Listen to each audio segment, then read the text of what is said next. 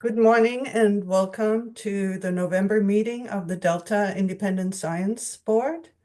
I call the meeting to order and just wanted to give an overview of the public comment process. We will take written questions and comments. Please follow the instructions on your screen and on the meeting notice. Let's do the roll call of the members to establish quorum. Virginia? No new declarations. Tanya? Tanya Heikela, no new declarations. Tom? Tom Holzer, no new declarations. I don't think we have Diane McKnight here yet, so we'll hold off on that. Anna? Anna McCulloch, no new declarations. Bob? Bob Nyman, no new declarations. Obi? Jayant Obedsekar, no new declarations. Kenny? Kenny Rose, no new declarations. Lisa? Lisa Wanger, no new declarations. And I am Inge Werner, and I have no new declarations. So next I want to give an overview of today's agenda. We will discuss comments on the Delta Stewardship Council's draft Tribal Environmental Justice Issue paper. We will take public comments on the Delta ISB's draft prospectus for a symposium on emerging climate research that the Delta ISB is planning in early 2025. We will hear two presentations. One by Dr. Christine Whitcraft of California State University, Long Beach. She will present her team's study to address early detection and rapid response, short EDRR processes in the Delta with a focus on aquatic weeds. This was a key science need identified by the Delta ISB's non-native species review in 2021.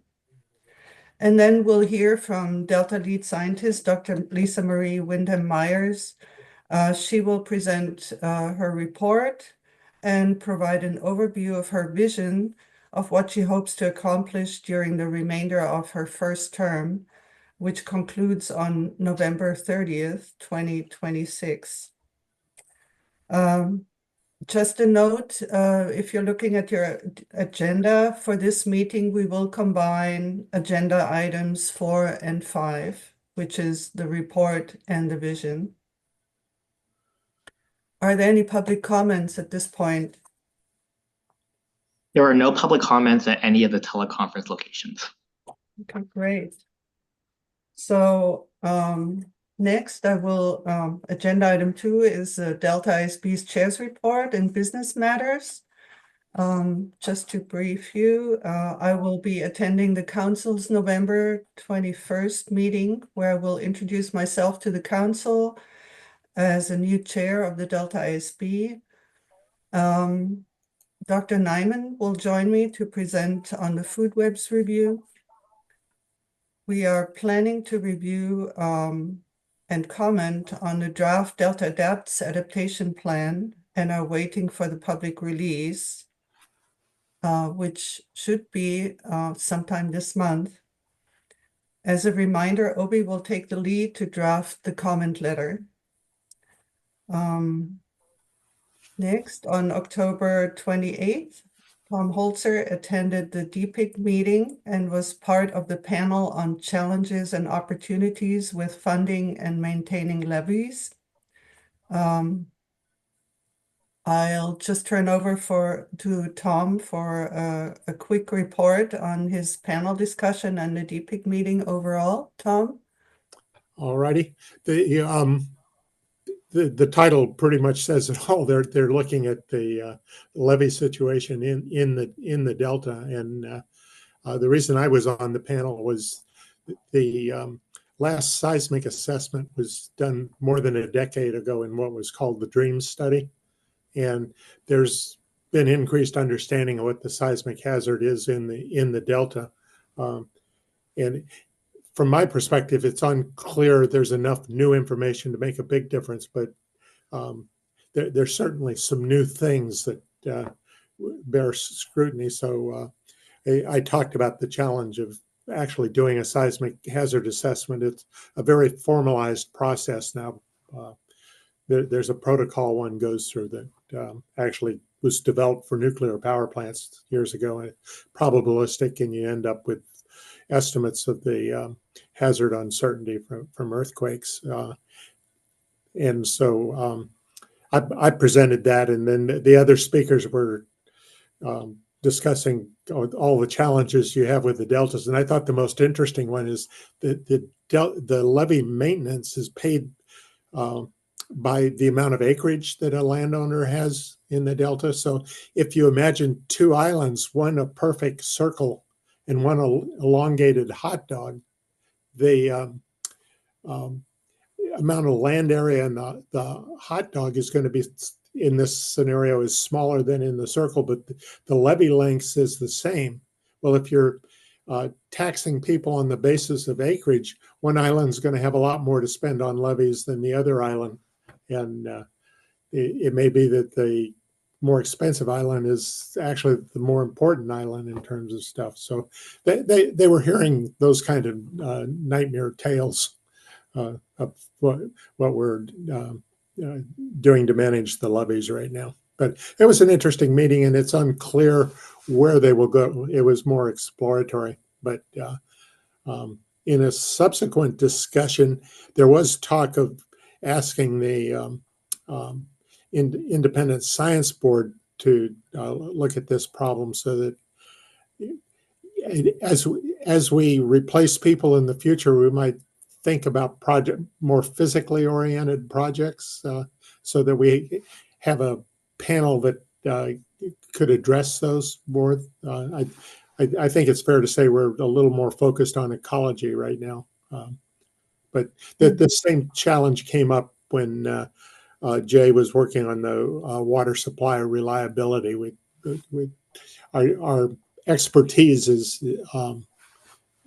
slanted in certain directions, and we probably should think about that in a long-term sense, about what future projects we might pursue if we change the balance. So anyway, that was the primary lesson I got from the whole experience.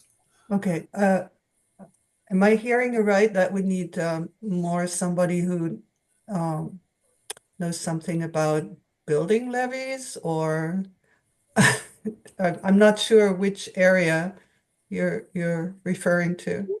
No, I'm just The engineering type I'm of thing? speaking more broadly.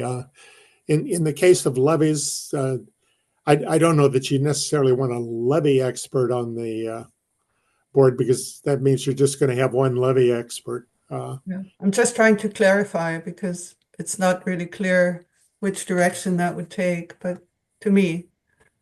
Well, for example, if we want to get more involved in the hydrologic problems in the Delta, the Okay. physical ones, Okay, thank you. then we'd probably want 2 or 3 engineers with various focuses, and one of them could potentially be a geotechnical engineer. It's just going to require some thought as to when we're thinking about where the board wants to go next, to have the right expertise on the board, and that I think would require long-term thinking. No, I was just trying to clarify the field that, Yeah, I don't know that we want to get that specific in terms of the expertise we have, because you want people who can think more broadly about the Delta in general. But it's a challenge. I mean, I've seen it during my 8-9 years on the board now, that when we deal with a problem where we only have one expert on the panel, the discussion is just much more limited than when multiple people can participate. Mhm. Yeah. Are there any questions for Tom from the board on this topic? No? Okay, I don't see anybody's hand. Okay, thank you. Thank you very much, Tom. Oh, somebody? Oh, Obi. Yeah, I just wanted to make comment. I think, Tom, your talking more about the physical infrastructure and also the resilience of the infrastructure in the future from a variety of angles, whether it's geotechnical or those types of other factors that may affect the resilience of physical infrastructure. Somebody with that kind of background, I assume. Yeah, that's correct. Yeah. But maybe the simplest way to say it, people are scientists with more of an engineering mentality because they tend to look at the world a little differently than the scientist does. Yeah. Hmm. Yeah, we do have one or two engineers on the board, I think. I am one of them. Yeah, I have an engineering education. Not enough, I guess. Okay, well, we'll take note of that. Thank you so much. Okay, if there are no further questions, I'll move on. I'd like to give an overview of the other reviews and activities rather than have everybody report out this time. I think that should be sufficient. If there are any questions, let us know. So on the subsidence review, where are we? The review leads are still working to get a public review draft out. On the food webs review, staff are helping to disseminate the final report. The contaminants monitoring review, we are working to draft a prospectus and have finished the scoping discussions. That information will be integrated into the prospectus and into the direction of the review. I'd also like to mention that Margot is working on an abstract for the 2025 IEP workshop to just present our ideas and maybe potentially receive additional input from the people there. And the monitoring enterprise review manuscript is in the draft stage. The ISB leads and staff are working to turn the ISB's monitoring review into a manuscript to submit to a peer review publication. That is still ongoing. Yeah. So would anybody like to add anything to these brief points? No? Thank you. I have a Okay, question, so, Inga. yes, question? Bob? For the food web report, is there I assume there's going to be a published copy of it, a paper copy. Is that true? And if so, when will it be available for distribution? Oh, I'm going to have to refer to Edmund and/or Lauren for that one. Yeah, we'll have printed copies at the council meeting and then at the upcoming ISB meeting. So they're available now. If there's anyone specifically you want those mailed to, we can get those mailed out. Okay, I would like to have one, Edmund, especially as I prepare for the council meeting in a couple of weeks. So I appreciate it. Thank you. Would you want one mailed? Sorry, would you want one mailed out now, or do you want to, or is it giving you one at the council meeting sufficient? If you could mail one to me, I'd appreciate it. Got it. Will do. Thank you. Right. And we don't really have any public correspondence to discuss at this point.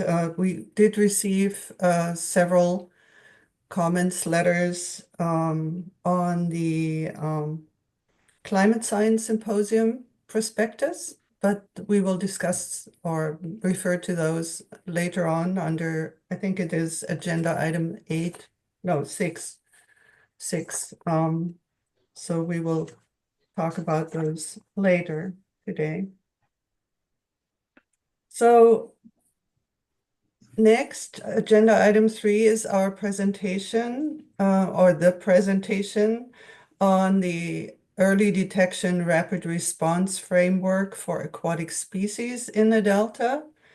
Dr. Christine Whitcraft from California State University at Long Beach will now present her team's study to address these processes in the Delta with a focus on aquatic weeds.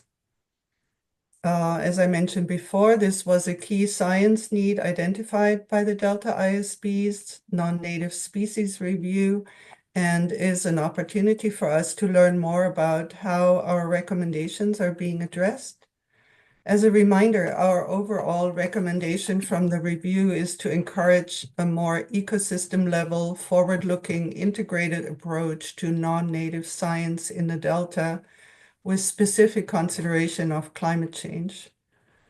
We highlight the importance of anticipation, i.e. getting ahead of invasions for prevention and mitigation. And we stress that science prioritization and stronger collaboration across disciplines and agencies are critical. So I would like to welcome Dr. Christine Whitcraft, and thank you for being here today, and hand over the word to her for the presentation. Great. Thank you very much. Thank you for the opportunity to tell you about our work. I'm going to share my screen first with the general screen, and then I will. Okay. Hopefully that's visible to everyone. Yes. Okay, perfect. Thank you. So thank you for the opportunity again to present on this. This was a Delta Stewardship Council funded grant. And I also just wanted to acknowledge that, the data shown here has come from a lot of the work from many practitioners in the Delta and interviews and data, and also supported by one of my former master's students, Anita, who's in the lower left-hand corner. As you were just talking about in the introduction, in a Delta Invasive Species Symposium in 2021, as part of the symposium, the DISC team released a draft early detection and rapid response framework, which in this talk I'll refer to as EDRR, and a coordination table, which defined key EDRR terms and summarized the resources in the Delta region. And in this document, they found several key notes about where efforts should be focused moving forward or potential gaps and opportunities. And you heard these echoed in the introduction to this talk. So there was an idea that a lot of the efforts within the Delta, particularly around aquatic weeds, had been siloed by taxonomic group, i.e., just aquatic weeds and not terrestrial weeds, or that these silos existed around organizational jurisdictions as well. And that the communication among these structures was often difficult and prevented some coordination of regional both monitoring and development of EDRR programs. And that to date, there had not been capacity or analysis focusing on those gaps and how to move past them. And so that led us to the twofold goals of this project, that when I first presented them, we had the idea that we would be able to use a relatively recently discovered, we thought, submerged aquatic vegetation species, ribbonweed, to look at the process of EDRR. And then we would also refine that draft Delta EDRR framework and coordination table.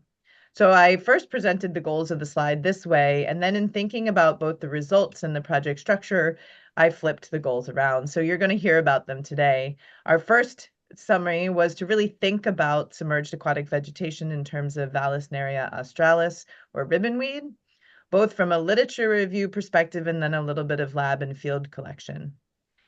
And then in the second half, I will talk about how that feeds into our understanding of the early detection and rapid response process. So focused on that first goal, a little bit of first is to talk about the story of invasive submerged aquatic vegetation, or SAV, in the Delta. They have been a particular concern throughout the Delta, despite ongoing efforts to understand and control the problem. As you can see from this graph from data from Susan Houston's group, the total area that's been invaded by aquatic weeds, shown in that red line, has pretty much doubled from 2004 until 2018 and 2020 when those numbers end on here. And now people definitely perceive that these submerged aquatic weeds are so pervasive that they're threatening infrastructure, species, recreation, water projects, etc. And from a website that assembled a nice document, I just have a couple pictures of what the Delta SAV community consists of. And there's at least 6 native and 4 non-native species, but we see that it's dominated by some other weeds like Egregia, densa, or Brazilian waterweed. And you know that this contributes substantially to the biomass. So the non-native weeds are shown here in the red box with the native weeds shown in the green box. The particular focus that we looked at was Vallisneria australis. It's known as ribbon grass, or I've also seen it called Australian eelgrass. And it's a member of the genus Vallisneria, and there's about 15 species widely distributed throughout the world. You'll see that in a little bit. When we looked into the sort of occurrence of this within the Delta, I used data that had been shared with me by many groups, but particularly in the next slide by Nick Rasmussen from Department of Water Resources, DWR. And in 2017, Trish Gilbert from the Department of Boating Waterways had found an unknown plant at the single point shown in the map near Long Island. And then in the following years, more patches were observed, and I'll go through the process of how this went, but just to show you sort of the progression of this type of rapid invasion, this was a map put together in 2022, where you can see that in the time frame of between first noticing patches, IDing the plant, we now have a SAV species that's occurring in many locations and detectable patches across the Delta.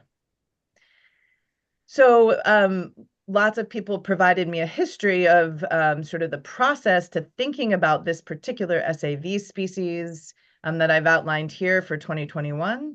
So in July of 2021, the Department of Boating and Waterways provided samples to ensure identification, which we'll talk about too. Then once it was ID'd, the Department of Water Resources requested a pest rating from the California Department of Food and Ag, which requires a risk through a literature review and evaluation. And they proposed a rating of B, which is the second highest level, meaning species may be refused entry into the state if intercepted. Moving through the year in November, Department of Boating Waterways also requested a risk assessment from the California Department of Fish and Wildlife Invasive Species Program, which again has a published literature review and expert consultation. And later in September of 2022, it was determined that it's an invasive species likely to cause harm, whether that's economic, environmental, or human health. This enables different groups, Department of Boating Waterways specifically, to pursue control of ribbonweed. And so where the understanding this process and history played into the overall story was that we also wanted to conduct a literature review, building on those that had been done as part of the process, but also sort of thinking about where that literature review could speed up or assist in the process. We searched the Web of Science, which searches all databases, as well as some more common ones like Google Scholar, using both the Latin names and common names with the goal to provide an overview of the status of knowledge about Vallisneria. We chose indexed years, so 1993 to 2004, which provided a pretty good description of the status of invasive aquatic weeds through the time. We kept our search parameters as broad as possible. And the results are not surprising, right? Our number of publications have increased through time around the genus of Vallisneria, but overall publications have also increased through time. We found that they're published across all sorts of different countries, and that one of the challenges of this particular weed, submerged aquatic vegetation, is that there's a large amount of morphological variability. So the taxonomic spread history and identification have been relatively poorly understood through time, adding to both the challenges of early detection rapid response, but also the challenges somewhat of conducting a thorough literature review. We also found that in terms of lessons learned, a lot of the searching was coming from different fields, which is both great in terms of the interdisciplinary perspective, but is one more challenging step for making sure that a literature review or risk assessment contains the necessary or the complete search needed. So the reason I bring those up is not that we discovered anything that was different, but having this background work be on file ahead of time with complete searches of prospective weeds and understanding of the morphology and taxonomy might be a time-saving step for when a process of EDRR goes in place. So I'll put that back in our recommendations at the end. In terms of understanding the impacts, potential impacts of this SAV, Vallisneria as a genus has moved with different species from different locations, right? So one place it's native, another it's invasive. That's a common story. But generally, where it's introduced, it is frequently considered an invasive species with potential harm both to ecology and to economic resources and recreation. In a highly summarized slide, I put the negative impacts where this plant is found to be invasive into 5 big categories, ranging from habitat alteration to economic implications. A lot of the habitat alteration comes from the fact that this genus forms dense underwater meadows or mats, which alters the structure and composition of aquatic habitats. By outcompeting native vegetation, reducing habitat diversity, and altering available resources such as light, nutrients, and oxygen, it is impacting both the physical environment as well as the diversity and the native plant species environment. This also can result in altered water quality, as well as water flow, which obviously starts to translate into some larger ecosystem effects affecting hydrological processes, both from an ecology and human perspective. Then all of those implications, all those changes on the left 4 category means that Vallisneria can have economic impact on various sectors within the region it invades, including impeding recreational activities like boating, fishing, and swimming, and that there's large costs associated with control and management efforts. Part of our literature search was moving beyond impacts and looking at some of the potential control mechanisms. All of these studies did highlight that timely and effective management strategies as part of an early detection and rapid response process was crucial to minimizing those impacts we talked about on the last slide. And each study had considered a variety of management efforts. Management strategies in mechanical and chemical control were the most common, and sort of the control mechanisms employed depended on the location and the extent of the infestation. Again, pushing the idea that mechanical control could be used effectively in small-scale infestations because it was usually done by hand or using small-scale mechanical tools, whereas chemical control often had to be employed in combination with that, or when the scale of the invasion had gotten larger.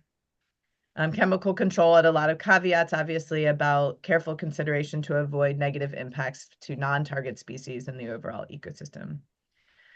Biological control was not particularly well understood because a lot of it required location-specific research on the unintended ecological consequences. Physical barriers were usually done in combination with other methods, particularly chemical control, and have been discussed here in the Delta. And finally, large-scale environmental manipulations, where you're changing the environmental conditions of where it grows, is to create unfavorable conditions is an option, but there's many fewer trials of that particular idea. So we put that together with an idea that it would supplement existing work that had been done around the weed in the Delta, but also potentially as an example of how having this part of the process done for some incipient invaders might be a way to accelerate the entire EDRR process. So we also had the goal to look a little bit at Vallisneria australis within its environment. We have less measurements around this in the ecological sense, partially because of 2 high water years, and we do intend to return in the spring, not on this funding, but on a small pot from Cal State Long Beach to, do a more thorough job of measurements. But thanks to partners, we were able to collect a little bit of the Vallisneria samples from various locations just to get an understanding of some of the factors that management agencies had identified as being unknown. Generally, we can identify the Vallisneria here with these flat leaves with raised veins. We saw those in all the samples we had, and we can see in that right picture the rounded leaf tip, which is also indicative of the plant. We saw that this particular species had a large leaf area that represented a very high contribution of above ground biomass relative to the small below ground biomass. And we spent time quantifying these biomass measurements and leaf area using some leaf area metrics that have been applied to other submerged aquatic vegetation species. In a slightly artificial comparison, we did look at some of the ratios of below ground to above ground biomass compared to other species and literature we got from the published literature. Just to provide context, this is an ongoing qualification. We know that biomass changes with season and with salinity. And we're not controlling for breviary other factors, but we can see that the ratio shown with, Vallisneria compared to other ones has a higher ratio of above ground biomass to below ground biomass as seen in other species. Which could offer some potential lessons. Well, one, a lot of future directions, but some potential lessons about control mechanisms too. So with those 2 species-specific goals, we also wanted to really take a moment to evaluate the EDRR framework that had been put forward and was one of the secondary goals of the report, of the work. And that was to look at the draft EDR framework for SAV and provide feedback on that. In doing so, we used a model from a published paper about early detection rapid response.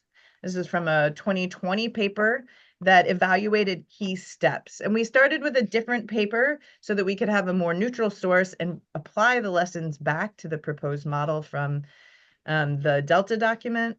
And in this model, you'll see the blue circles represent primary actions or components, if you want, that need to be enacted in a relatively stepwise manner for effective detection and response to an incipient invasion. I also really like this figure because of the idea that it is circular, that it's a continuing feedback. And in presenting this to different groups, another idea has been that we modify this to indicate that the arrows can go both ways with this as a model. I will discuss the different components, these blue circles, in how I organized the responses, but what we were able to do was assemble a series of interview questions that we asked to practitioners. These practitioners were not necessarily the general public, but were people whose job or research or affiliations made them in charge of or interacting with invasive aquatic weeds in the Delta. We also expanded our question set based on other work going on within the Delta to include what is an invasive species. I had originally not included this question, assuming that most of my interviewees were practitioners, but this did bring a lot of discussion about how important definitions are and what that does in terms of our communication with potential reporters of invasive species and even our communication within different fields or organizational jurisdictions within the Delta. The other questions relate more to how does the person's position relate to invasive species, and then what might be the process of discovery and reporting within their world. So we interviewed, those 2 more pending, I should have changed. We interviewed 15 practitioners. We had emailed about 20, and of those 15, I spent an hour to an hour and a half with most of the interviewees, and truly appreciate, the time that people spent to, explain how this intersected with their roles and their opinions on what we could do. So I've attempted to summarize all of their responses into these big component boxes. The first one falls within target analysis, which is the potential for detecting a particular invasive species in a region or location. It's also referred to as preparedness, or, the action go look, right?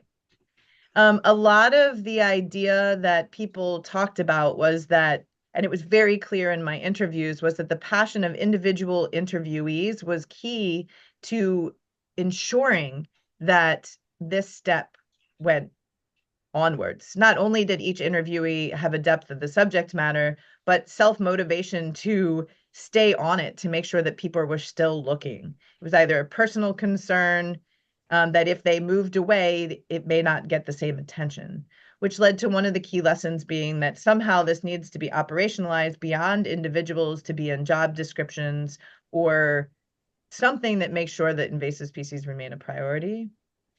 You'll see the funding comment throughout almost one of these slides. It's not a surprise to anyone. We tried to then be specific about how that funding might look different than just everyone needs more money. Some of it was looking at efficiency, whether we could utilize technology, drone surveys, eDNA, different type of vector surveillance as opposed to just downstream impacts. And then better connecting with stakeholders to make landowners, the general public, part of this process of finding plants early. If we move on to the next step where a plant has been found and we need to figure out what to do next, there were several ideas that one really comes around making sure that coordination among agencies is there for reporting and data management. Often we heard from researchers or agency members that if you did report, it might appear in one place, but not in a centralized database or a known location. There was also the idea that if the public or landowner did find something, how do we build trust around their reporting it? Some of that is that we don't know that question and we need to fund research on how to make public outreach effective. And then we could replicate certain models where Cal-IPSI came up a lot in the sense the California Invasive Plant Council was that there's a different type of entity that might coordinate with known databases or in a different way than state agencies can. Particularly as seen with Vallisneria, there's some need to identify correctly the plant that you found to ensure this. This often means increasing training to recognize invasive plant species, potentially also increasing existing boards or experts that would be willing to be on call quickly. Some of that does exist, but this would be making it more robust. And there was a lot of discussion of how to maintain or fund the maintenance of a regularly updated aquatic weed list that might be similar to what had existed in the past through different agencies, such as the California Invasive Species Act. There's also the idea that from there, we need to tell someone, again, this brought back to some of the ideas that we need to work to build trust around that reporting with whoever's doing the reporting, that we want to make sure that the reports talk to each other across ecosystems, that we needed a clear plan that stated how that would be shared, and potentially this doesn't have to be, brand new. We can try and use tools that exist in verified contexts, such as iNaturalist, that would facilitate the sharing. But then all of that needed to be done rapidly, right? Some of that came around to where maybe existing reviews, literature reviews could exist so that staff that already have a lot of work to do might be able to call on existing literature reviews or risk assessments without having to, completely do it on their own, et cetera. Collaborative permitting structures that streamline ahead of time, potentially management actions were discussed by a lot of interviewees, and a way to both support funding and make it more rapid came up in a lot of instances as well. How to do that? Again, there was some, we just need to, find funding, but the idea was how to do that was to have existing organizations in place like expert boards. To develop a constituency that may not be there was a term that arose a lot with the idea that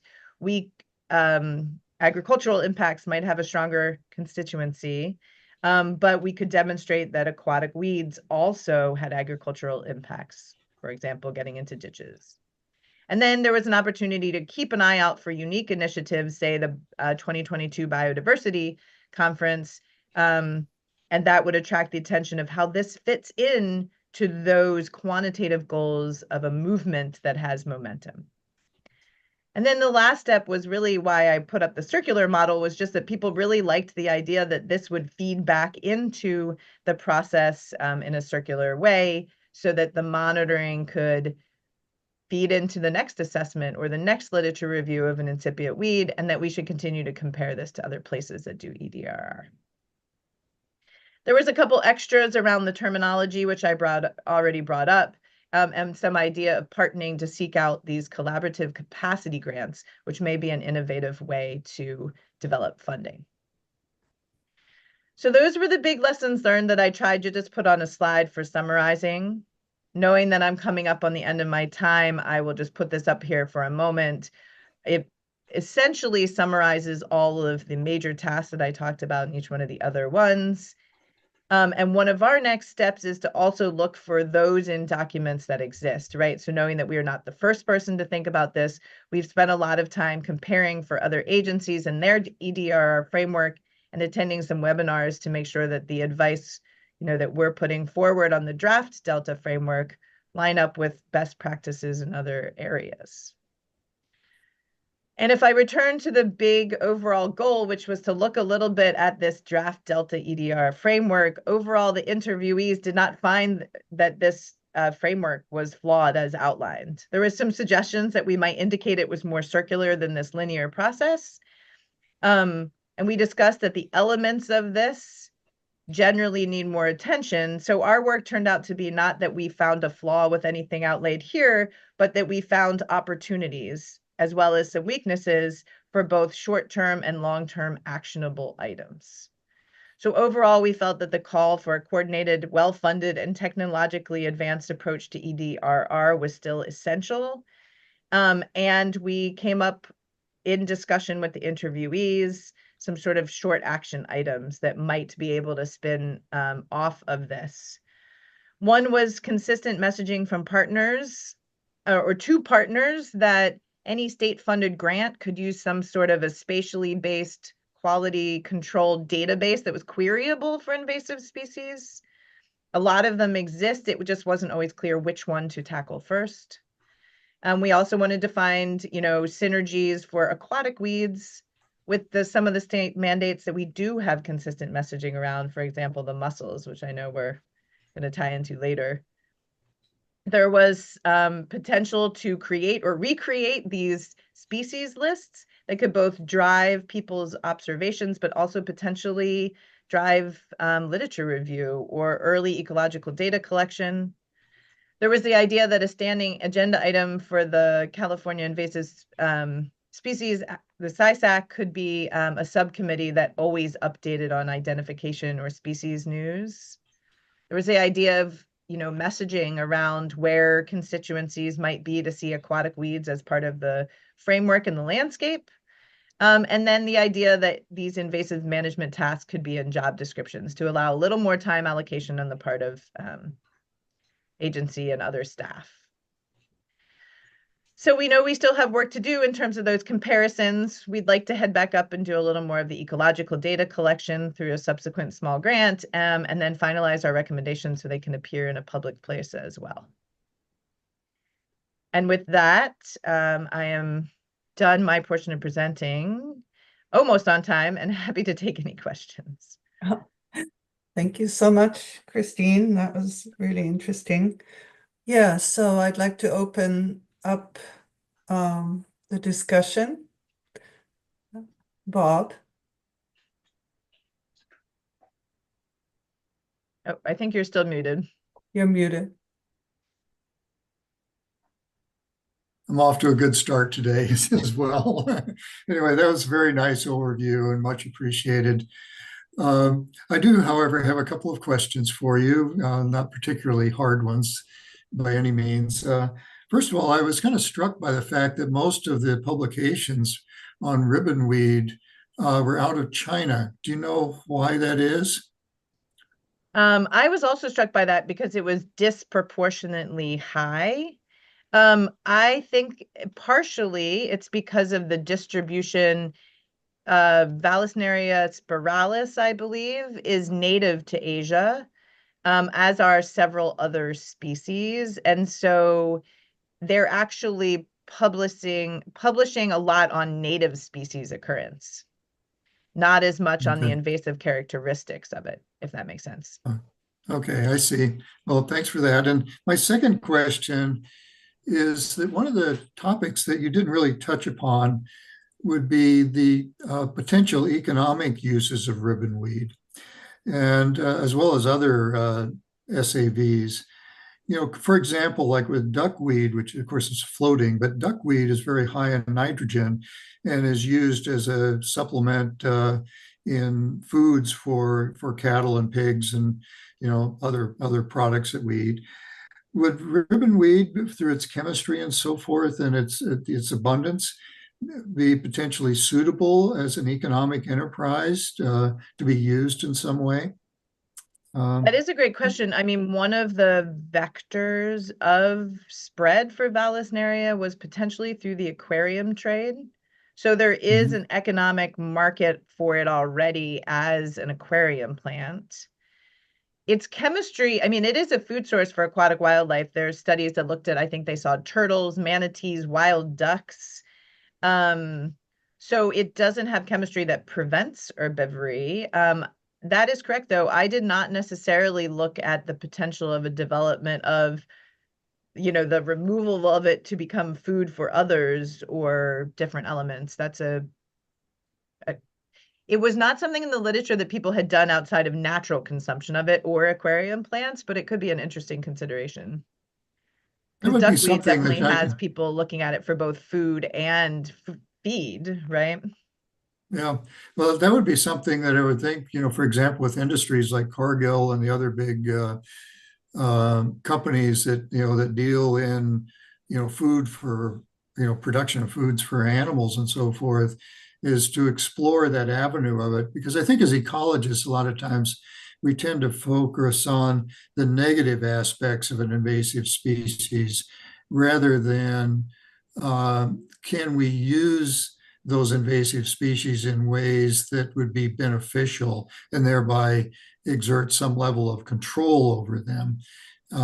It's a different way of, I guess, thinking about the issue. And I just throw that out there as kind of, you know, a pun intended, as kind of fodder for, you know, future thoughts about, you know, what might be done. So anyway, again, thank you for your presentation. And it was a great overview. I appreciate it very much. Thank you. Well, and you're right. That does reveal my ecologist bias that I didn't even think about it as a potential removal in food. So, or even energy production. Tanya, you had a question.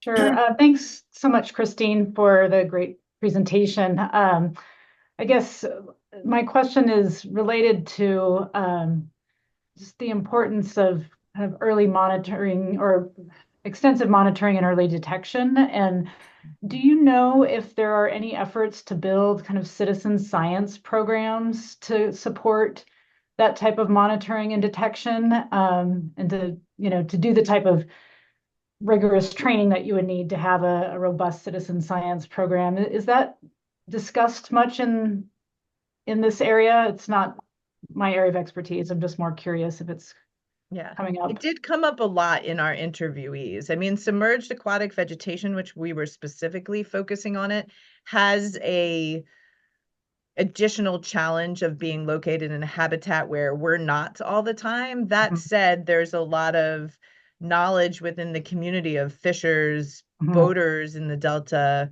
landowners that do interact with submerged aquatic vegetation. And there was a desire to increase that.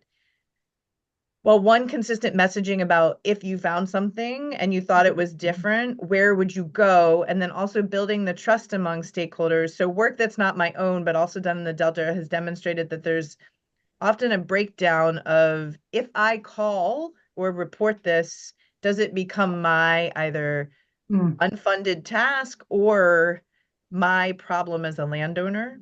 So there was an element that, in addition to just having people not know maybe who they should tell, we wanted them to, increase the trust that if they did, it would just be, received and not necessarily a challenge. So I think there is an element of, we could have people increase the reporting in general, even if they didn't know the taxonomic ID, that could be done by an on-call export board. But there is a gap between seeing it and reporting it.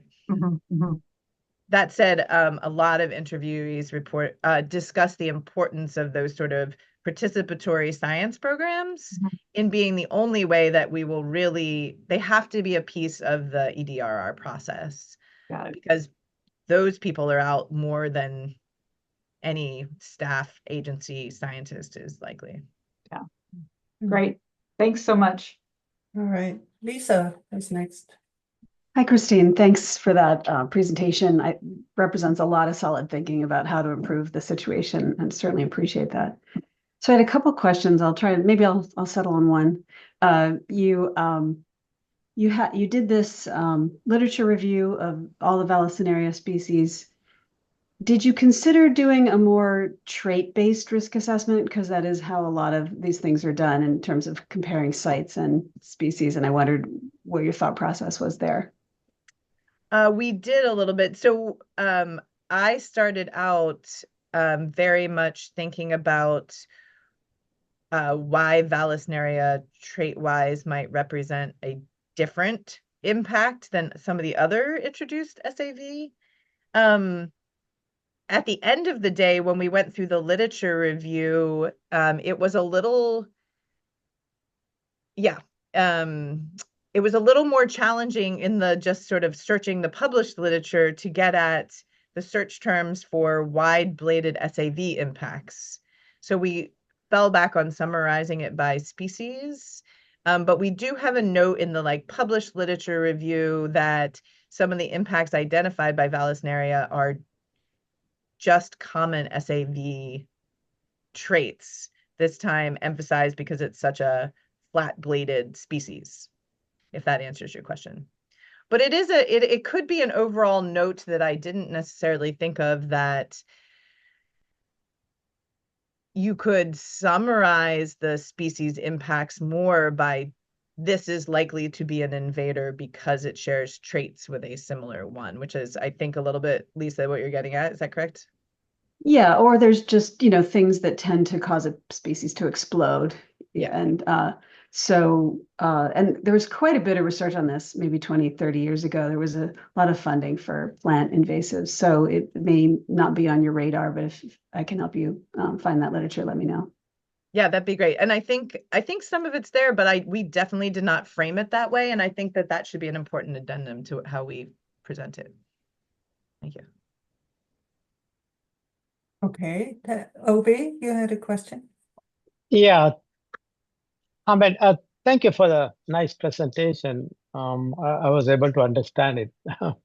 I do have a question. You showed a trend graph, and then looking at that, it looks like it's important to do some broad scale mapping of this invasive species, and obviously that's quite a challenge. And I was wondering, and you mentioned the use of drones. Is there any other remote sensing type?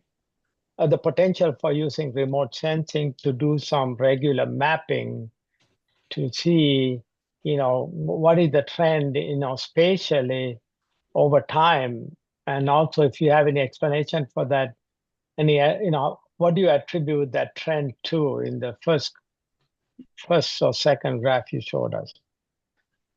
Well, I'll tackle the first part first. And I know that there are people probably listening in who know more details than me, but this particular invasion was also visible in satellite imagery. So in addition to drones, it could be seen in imagery, including imagery, I believe, from Google Earth, and also from the UC Davis Sea Stars program. And I think the challenge with some of those programs has been that's, it's found when the survey is conducted. It's not necessarily a survey conducted only to find SAV. But I do Mhm. think that in addition to drones, using satellite imagery would be just the type of technology that would help make the that first step of target analysis more efficient. Mhm. And then in answering that, I forgot the second part of your question. The attribution of that trend you observed.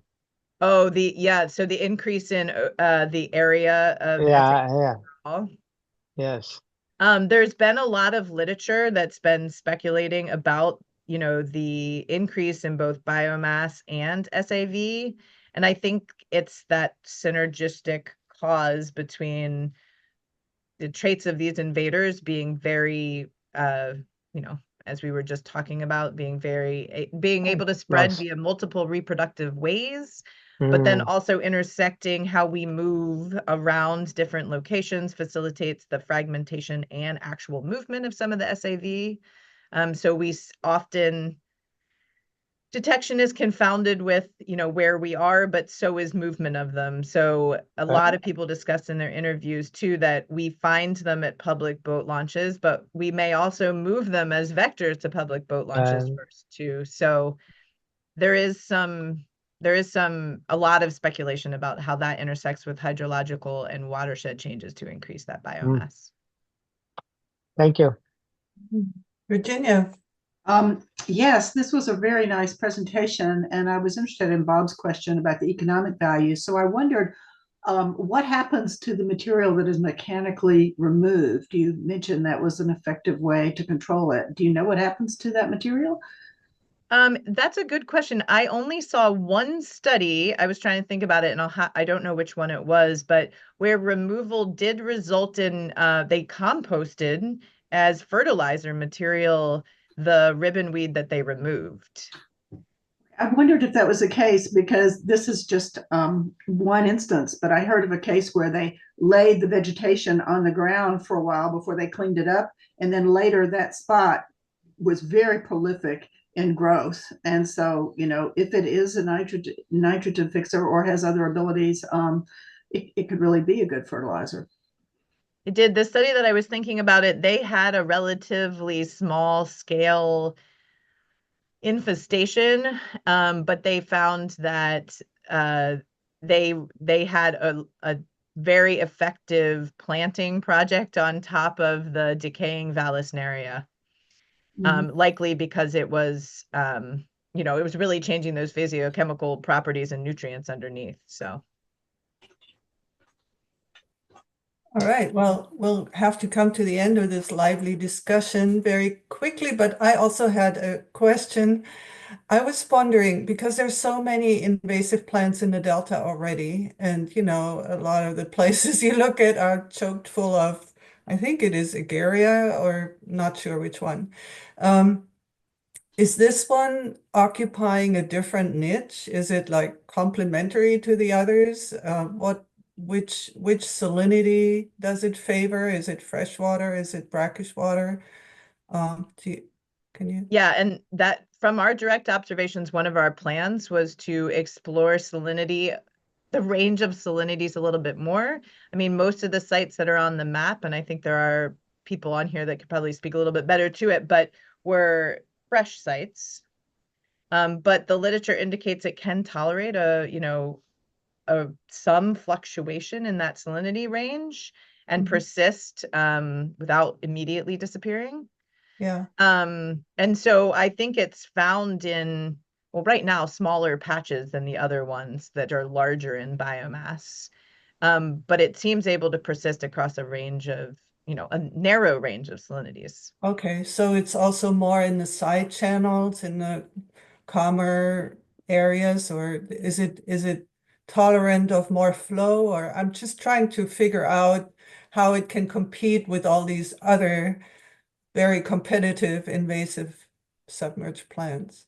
That is a great question. I don't actually really know. I mean, I know that the mapping that people have done quite well shows them in smaller side areas of larger water bodies, but how it competes with other species, I am not sure. Yeah, that'd be interesting. Thank you. Hmm. Okay, no more raised hands here. Thank you so much. Yeah. Inga? Do we have any public comments?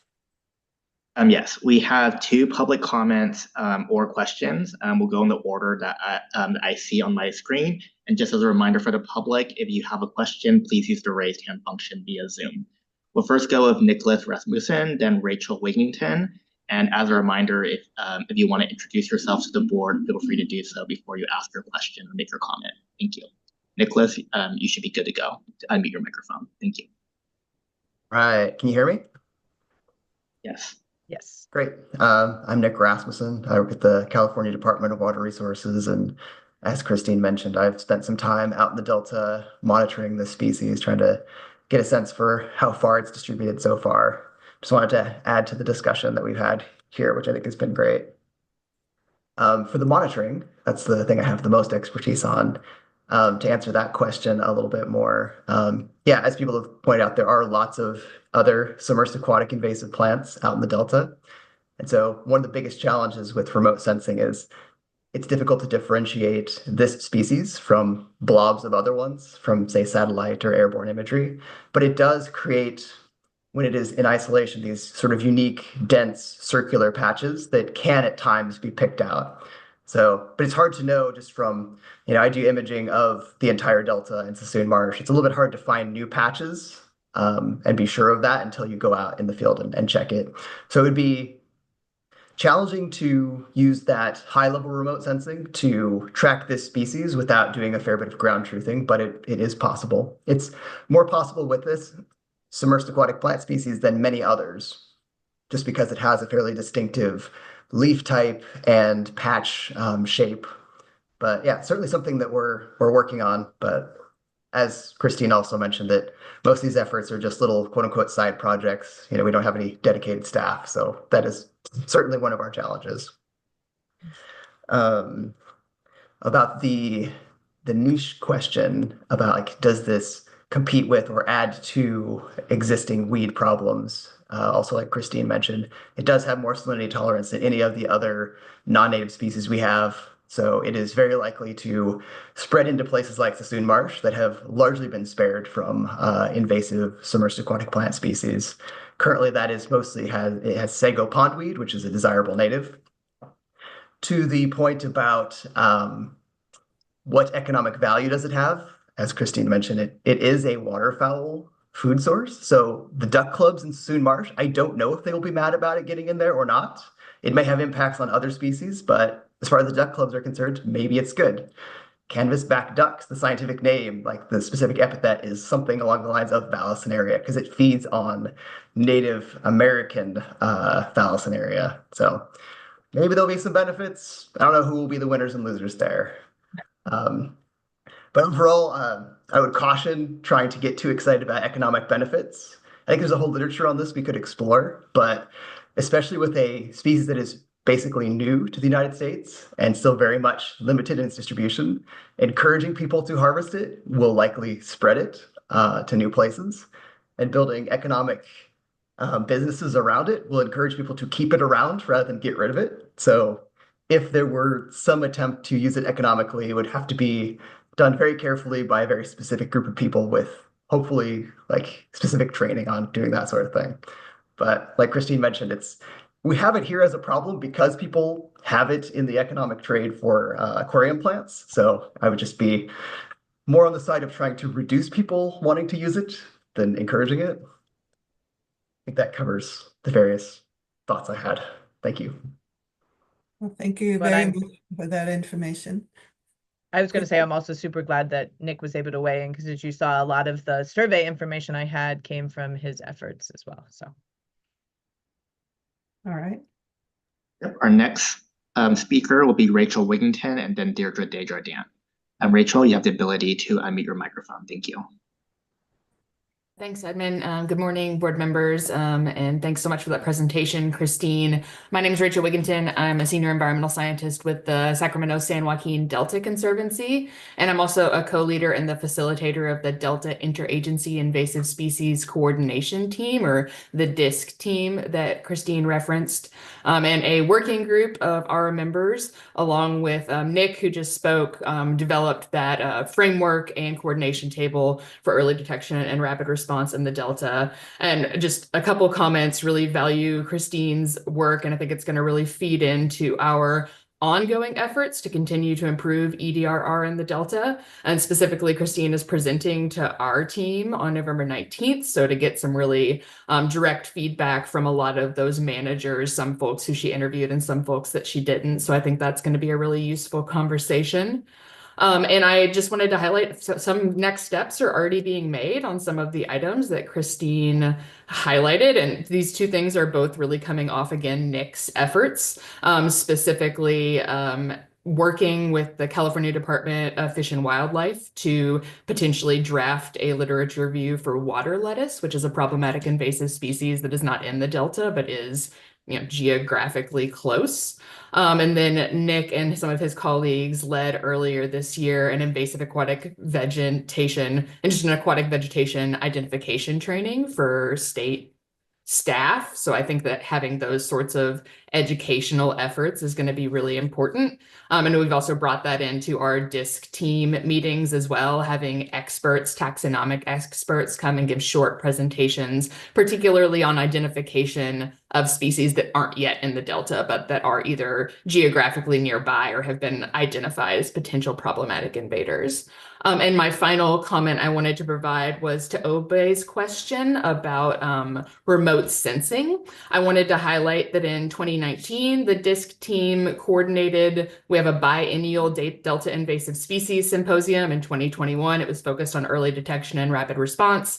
But in 2019, it was focused on remote sensing applications for invasive species management. And we do have a white paper just summarizing the outcomes of that symposium, which is linked on our website, but I'm also happy to send it to Edmund to share with the board. Thank you so much, Rachel. Do we have? And then Deirdre Desjardins, and this should be your last comment. Deirdre, you have the ability to unmute your microphone. Thank you. Yeah, it's Deirdre Desjardins with Climate Action California and California Water Research. I just wanted to caution about widespread application of herbicides in the Delta. They can get into sediment, and then when the sediment is disturbed, they have concentrations much higher than any individual application. And also a lot of application during times of low flows, like we see droughts. It, I think, is really problematic. I did work with Nagasa, the Delta Anglers Coalition. They reported seeing dead beavers, a lot of dead beavers after one particular application. And so they were meeting with the Division of Boating and Waterways. But having people who are trained in application and really monitoring the effects, and also being careful not to extrapolate from product safety data that isn't really, set up for, many applications in a partly freshwater estuary. So that's all. Thank you so much, Deirdre, for that input. So do we have any more comments, questions? No additional public comments. Thank you. Right, we are a little bit behind. We'll move to agenda item 5. Sorry, Lisamarie, we're a little late. So our Delta lead scientist, Dr. Lisamarie Windham-Myers, will now give us her report and vision. I'd like to give a little bit of background. So as mentioned previously, we are combining agenda item 4 and 5. And Lisamarie began her term as Delta lead scientist on December 1st, 2023. She will now provide an overview of her vision and what she hopes to accomplish as Delta lead scientist during her first term, which concludes on November 30th, 2026. Towards the end of her term, we will also invite her to share reflections on her term, but that's a little bit away. So I'll hand over to Lisamarie. Go ahead, Lisa. Thank you. Great. Thank you, Inga, for the introduction and the invitation to be here and share some updates from the Delta Science program and my larger vision for advancing our science mission during the next 2 years of my current term. So I am Lisamarie Windham-Myers, and I am the Delta lead scientist serving the Delta Stewardship Council. This has been a very active summer and fall so far, so I'll highlight some of the progress we've made.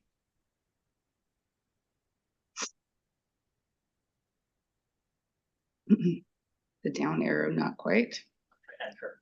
Oh, enter. Yeah, sure. No. How about plus? No. Page down.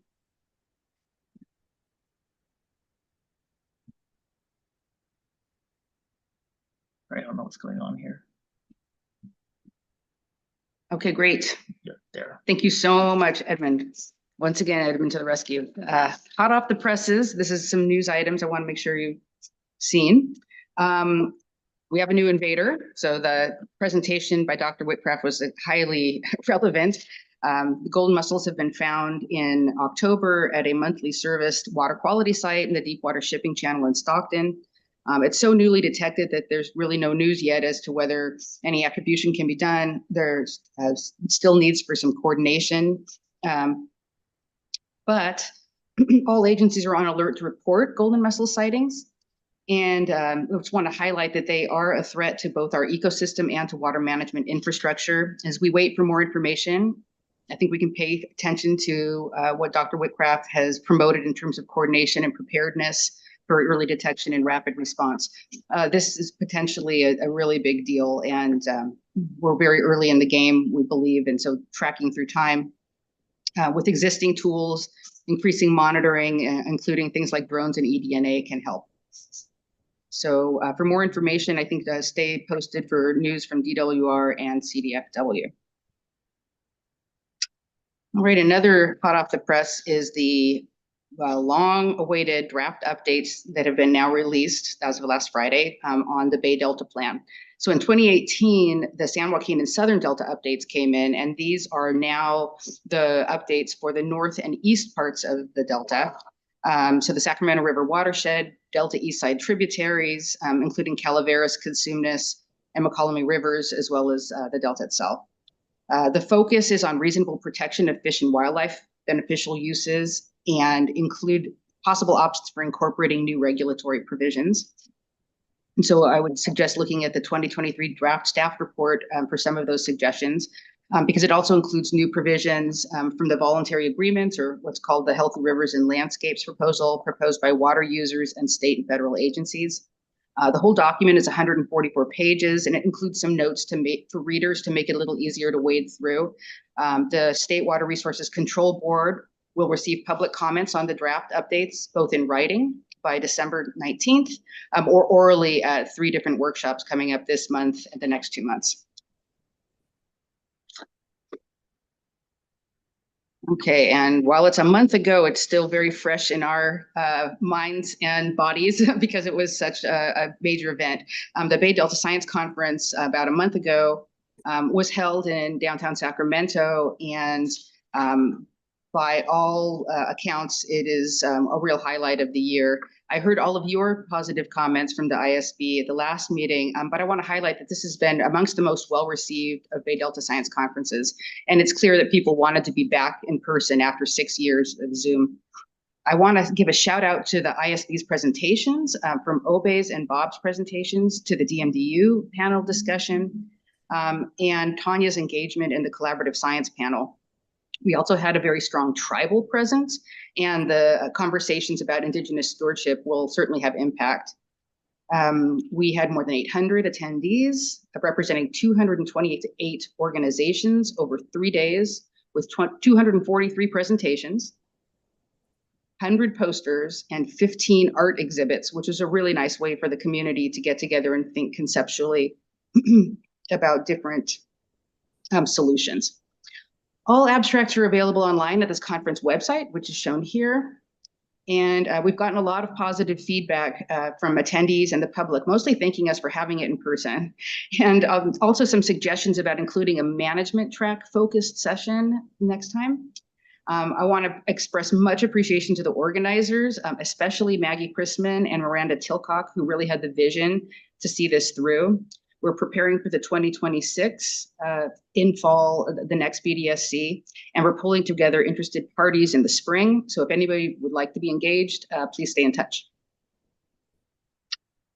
So let me move beyond the blood, sweat, and tears of all of that work into things that we're moving forward in.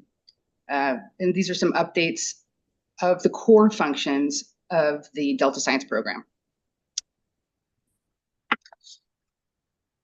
I want to call out every member of this team, who's led by Henry DeBay, and they are all advancing this program's science mission every single day. And every one of us is working to promote collaborative science through funding, peer review, adaptive management, synthesis, and communication. I'm going to start by highlighting our science funding because it's so active right now. This is the team that makes funding decisions that are diverse across science action agenda needs, funding large and small projects. We've had a very limited opportunity for any directed actions this year due to budget, but there are some very good directed action projects that are underway. And there's going to be some newly competed projects that are coming into the pipeline with these 2025 awards that we're currently reviewing. So let's talk about the flagship funding program, our Delta Research Awards. This is going to be the only request for proposals in this current 2022 to 2026 Science Action Agenda, which prioritizes 6 management needs. So it's really important that we get these goals implemented, many of which are similar to ISB suggestions over time. And so I encourage you to look through the SAA for topics that you concur need some action. In partnership with California Sea Grant, we received 66 proposals by the August deadline, and we're deep in proposal review right now with some very thoughtful and dedicated reviewers. We only have about 10% of the funding needed to implement the requests, so we're in discussions with partner agencies, including state water contractors, San Luis Delta Mendota Water Authority, and USGS about co-funding projects. We expect some decisions in December and announcements in February 2025 with start dates in April. And these limited funds really mean we take the funding decisions seriously. We're tracking our efforts to implement the priorities of the Science Action Agenda and performing our own research investment assessment. Another major funding high return on investment effort that we do is the Delta Science Fellowships. And the Delta Science Program and the California Sea Grant are both excited to partner again this year for the 13th cohort of Delta Science Fellowships. And this will be for the 2025 and 2026 academic years. Eligible applicants are postdocs, PhD students, and master students. 23 applications were received by the August 26th deadline, and they are undergoing review. It's required that there's mentorship by practitioners who work or have relevant influence on decisions on management and policy in the Bay Delta. So this is a very SAA-focused call. And announcements for funding awards are anticipated to be released at the January 2025 meeting, even though we're in the throes right now of making some decisions in November. So let's move to the collaborative science and peer review group, who have been very active, and I think you've heard from a couple times already. They touched on some of these research impact assessments already, as well as overseeing Delta Science Plan updates, monitoring strategies, and peer reviews. I'm going to highlight some of these important projects that are ongoing right now. So one big one is the release of the cyanobacteria HABs strategy. So the final CHABs monitoring strategy is now posted. You can follow this QR code to get there to obtain the strategy. And I want to thank ISB members Anna and Diane for your review. The implementation of this is now kicking off with an interagency leadership team, and the first annual meeting is scheduled for March 2025. When implemented, this product can help support regulators and the communities better understand CHABs to make better informed decisions. The document is also referenced in the recent Water Board's Bay Delta Plan updates that were just released that I mentioned earlier. So the Delta Science Plan, our guiding light here, is due for its 5-year update. And we celebrated the accomplishments of the 2019 Delta Science Plan and its future, the 2025 Delta Science Plan, at the Bay Delta Science Conference's Town Hall Jeopardy game that was organized by Tricia Lee, and Jessica Pearson and I served as sort of the Alex Trebeks of the day. It was well attended and a very nice discussion about where we're going, what we've done, and how far we've come. Some achievements to note: the Social Science Task Force was established in fall 2020 to integrate social sciences into Delta resource management. And that led to many actions, including the Delta Residents Survey in 2023, which provided meaningful insight into Delta residents' beliefs and perceptions about the Delta. Another advance besides social science was the first annual crosscut budget, which was released in 2020, and we just released 2021, and then we released 2022 now. And it details how annual funding from across the science enterprise is utilized and reveals gaps and opportunities for improvement. And then finally, the Delta Science Program released the Delta Science Tracker in 2023, which is a web-based tracking system of science activities in the Delta. It's very essential for coordination and also for gap analysis. The 2025 Delta Science Plan is going to be based on updates as decided by, or as organized by the Grand Challenges essay that you reviewed already. We have a public workshop in February 2025 where the goal is to identify strategies and tools to address those grand challenges. So getting away from just talking about problems, but also into solutions. We're hoping to get feedback from agencies, the community, anybody interested in Delta science. And so that is going to be in the spring, and in the fall, we should release the final plan. So the peer review and advice group of the CSPR branch is very active. Peer review is a core function that we use it to provide the best possible unbiased scientific information as required in the Delta Reform Act. The role that we have is of an honest broker, and it's a legacy function of the CalFed program that is intended to increase transparency and to ensure that credible and legitimate science is being used by water and environmental decision makers. So it's critical to trust in decision making.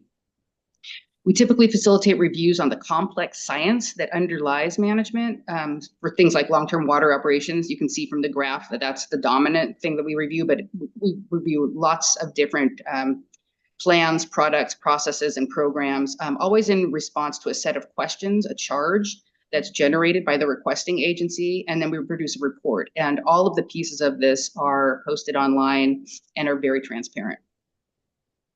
We currently have 2 contracts in the queue with California Department of Water Resources and the Bureau of Reclamation, and they are also two of the groups that we recently performed this for these 2 2024 products.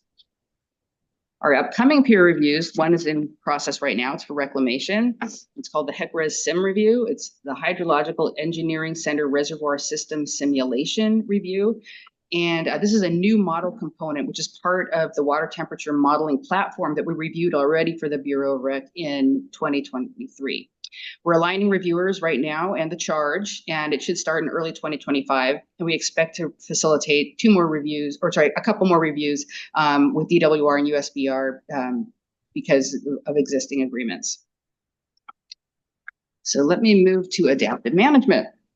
They've had their finger on the pulse of so many actions in the Bay Delta through the Sassoon Adaptive Management Advisory Team, IAMIT, the Interagency Adaptive Management Integration Team, as well as multiple scoping workshops and restoration forums that they call to share ideas across agencies and projects and the larger community.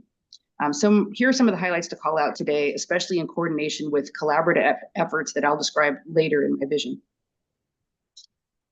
So the salinity management workshops have been widely successful. They brought together representatives from a wide range of agencies and other groups and spurred new research teams. As you can see from the top, organization of salinity management actions have been based on solutions, thinking about groups of solutions, nature-based solutions, policy solutions, infrastructure solutions. We've also funded directed actions for modeling salinity intrusion responses to tidal wetland restoration and barrier implementation, and those products should be available next year. Stephen Elser is currently working on the follow-up paper from these workshops, which builds on previous conceptual models developed under the CalPED program to better integrate the social dimensions of salinity management into the biophysical context. And this team is also coordinated with the related efforts, Just Transitions and Co-Equal, that are led by University of California researchers. The restoration happening in the Delta is very exciting, and Dillian Chappell is leading a necessary and long-awaited synthesis manuscript that's tracking the background of major restoration types. You can see here the tidal marshes in burgundy and the non-tidal marshes in yellow in the region, and he's also tracking their implementation progress to date. Nobody else has done this yet, and I'm not sure who else could. For scale, the really big Lookout Slough that you're going to be going to next week is that big dark burgundy circle, my pointer area here, and that's one of the wins we've had this year. This paper sets the baseline for achieving the targets of 60 to 80,000 acres of restoration that's specified in the Delta Plan. The manuscript is currently in revisions with San Francisco Estuary and Watershed Science Journal, and it sets the stage for future work on adaptive management implementation that's currently being scoped by the unit. Another project they're overseeing is the restoration subcommittee of the Delta Plan Interagency Implementation Committee, and that's DPIC. They're doing that in collaboration with the Delta Stewardship Council's Planning Division and also the Delta Conservancy. Elizabeth Brusati and Dylan Chappell are leading this, and it's a multi-agency effort created by the same amendment to Chapter 4 of the Delta Plan that set those restoration targets I just mentioned in the previous slide. It brings together 17 state and federal agencies to build capacity around restoration implementation in the system. The group has already hosted 9 meetings and 2 restoration forums, which provides the opportunity for restoration practitioners and scientists to network and share information. Next week, the group is hosting a tour of potential restoration sites in the Stockton area, planned with the nonprofit community organization Restore the Delta. And lastly, I'm going to highlight Shoko Shinbrat's work. She's been leading a team from the council, including Tricia Lee, who presented this exact slide at the Society of Environmental Toxicology and Chemistry meeting, CTAC, last month in Texas, on interweaving traditional knowledge with agency and academic science. We hear it was a packed audience. They started by conducting a literature review and casted a wide net, ending with 90 papers that took 1 year to work through. This literature review was focused on broadening our understanding of successes in interweaving traditional knowledge, been followed up by interviews with tribal representatives that provided us with their perspective on how we as an agency could better support interweaving TK. 10 tribes were contacted and 5 were ultimately interviewed with the same set of 10 questions for both interviews, or sorry, for all of the interviews. And both of these efforts will come together as a paper, as you will discuss later today, I understand, on interweaving TK into Delta science and decision-making. We expect to release this document in 2025. And further, this work sets the stage for a roundtable series on interweaving TK that's being planned for 2025. So moving through the roster, we are also fortunate to have Steve Culberson, who has been the Interagency Ecological Program Lead Scientist for many years. IEP is one of our major collaborative interagency groups, along with CSAM, Collaborative Science and Adaptive Management Program, but things are changing.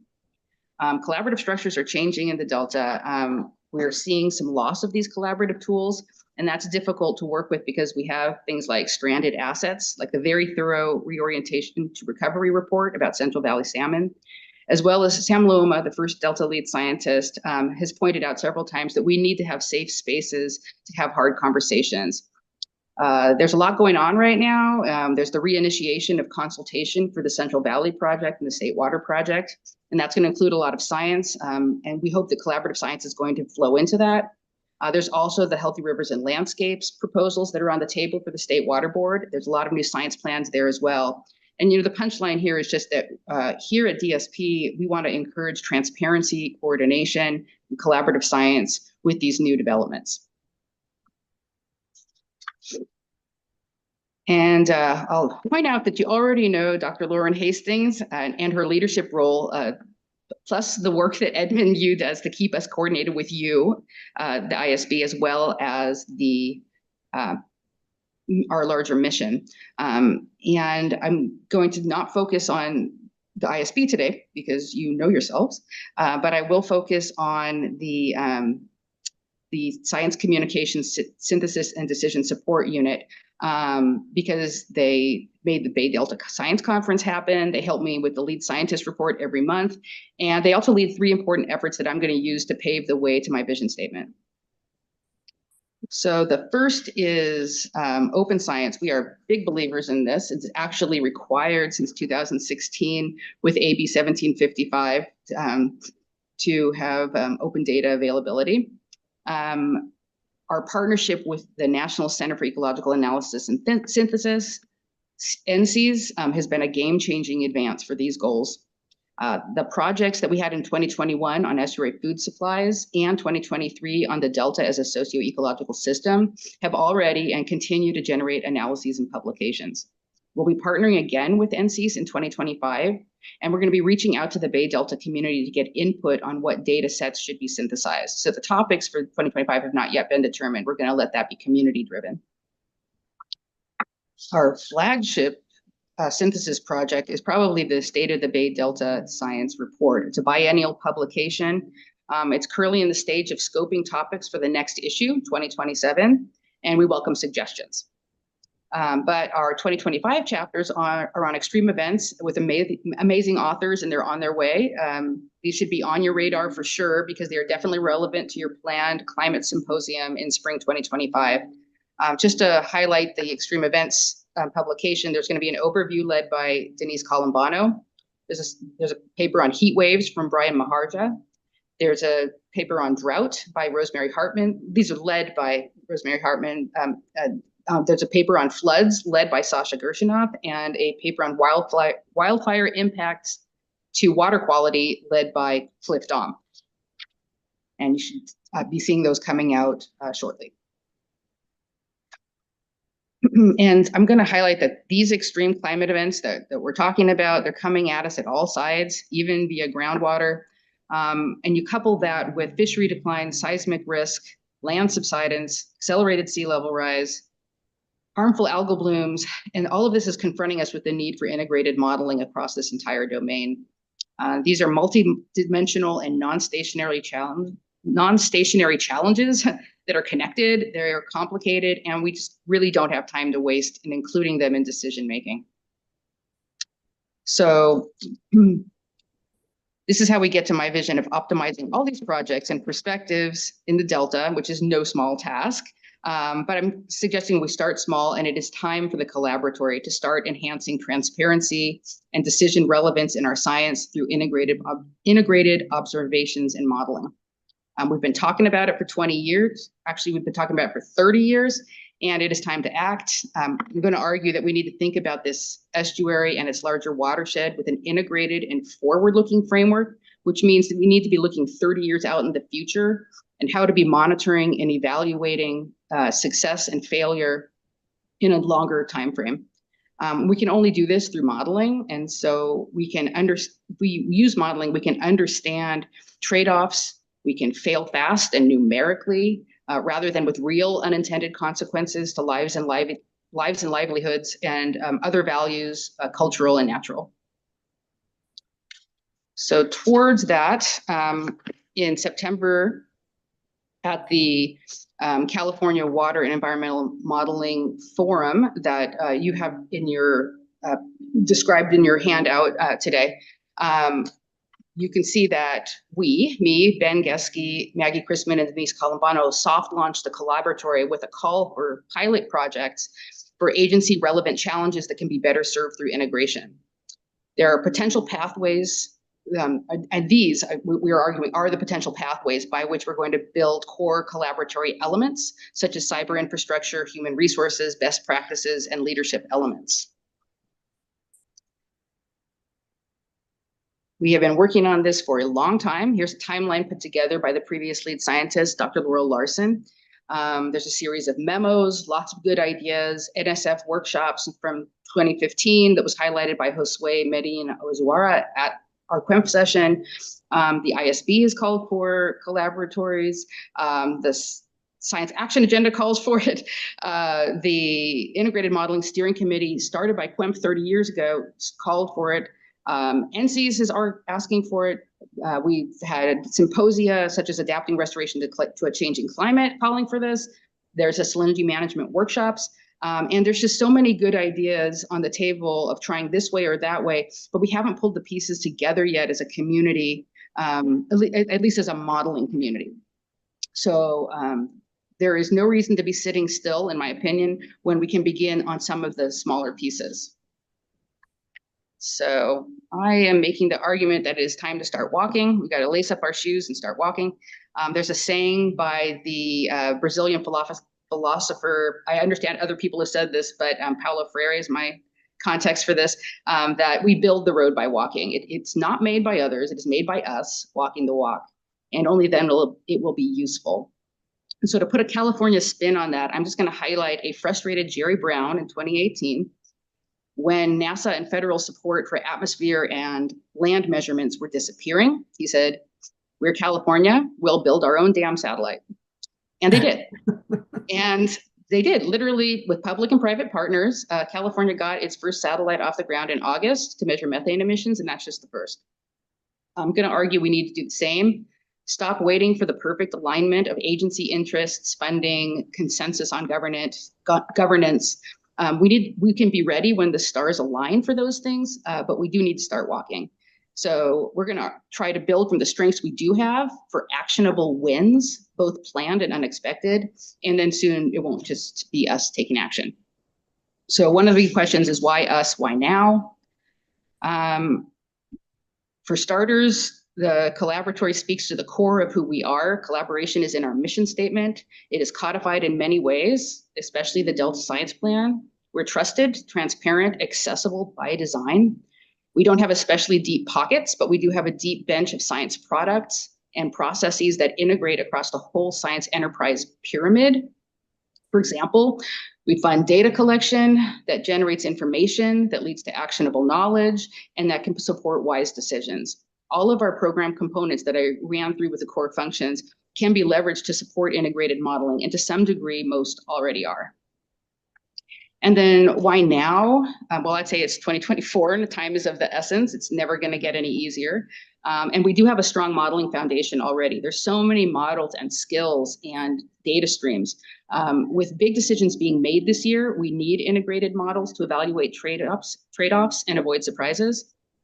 Timing is also good because so many collaborative efforts are already standing up right now. And we want to give these legs for continuity and expansion so that they can move into their data and approaches can be used for other topics, so increasing breadth, and also last for a longer time, have more longevity.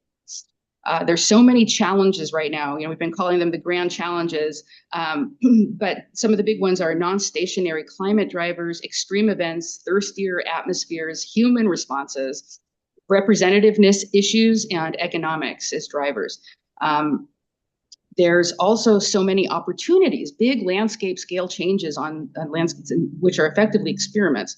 Lookout Slough, which you're going to next month, is a big deal. It's the largest restoration in the Delta, but also in the whole U.S. If you look at a single breach event for tidal wetlands.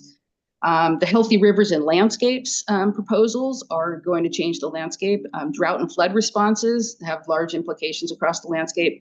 HABs and HABs responses are going to have effects, and the Bay Delta Plan, depending on its implementation, will have large effects. There's also, I want to say, so many new ways of knowing. I'm going to focus on remote sensing opportunities next, but it's more than that. It's making our pipelines more amenable to evolving and incorporating new insights and observations like machine learning and traditional knowledge, which is an important focus that we have here at the Delta Science Program.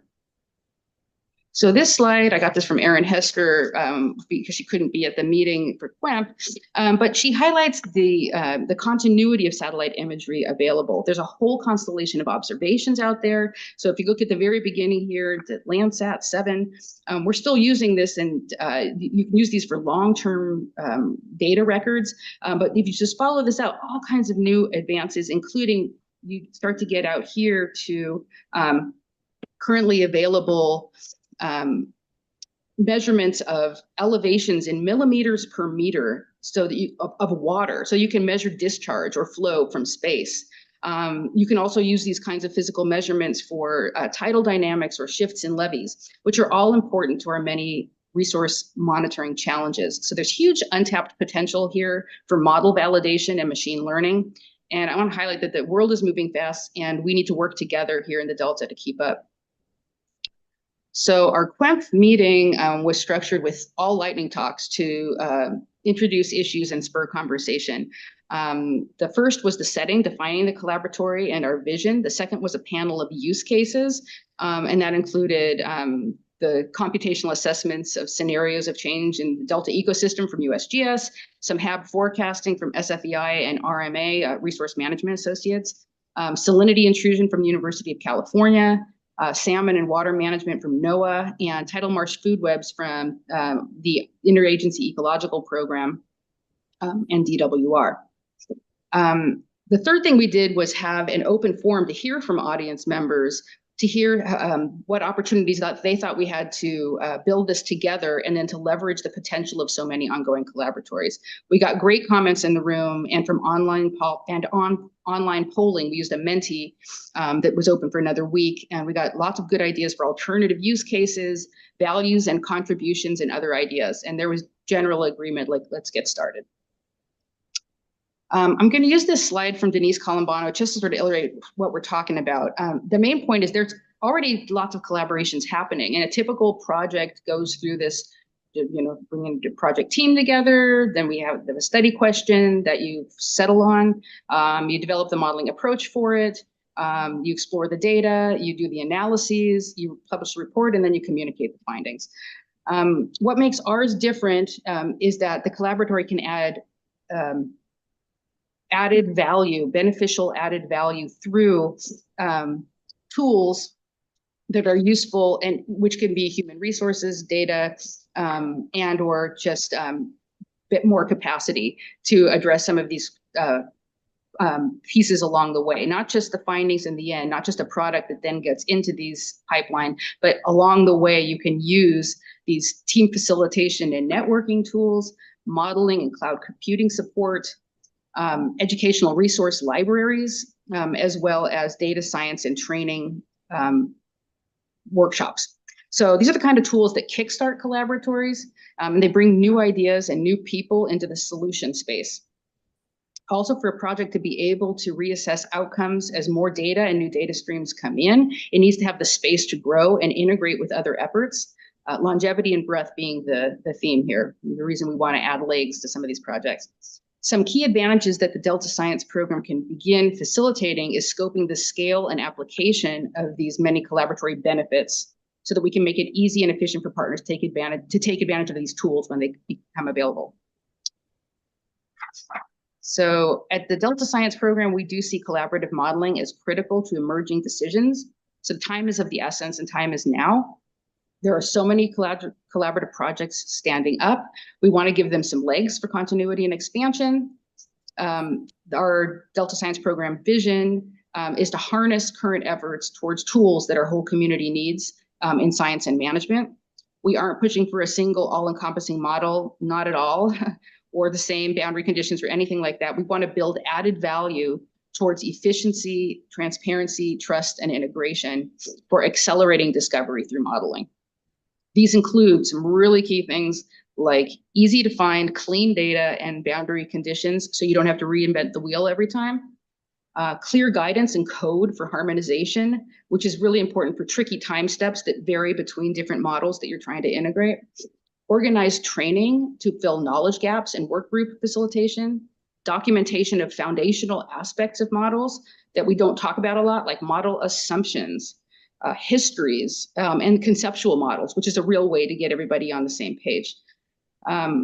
Visualizations, the last one I'm going to highlight here, is just essential for innovating for multiple audiences.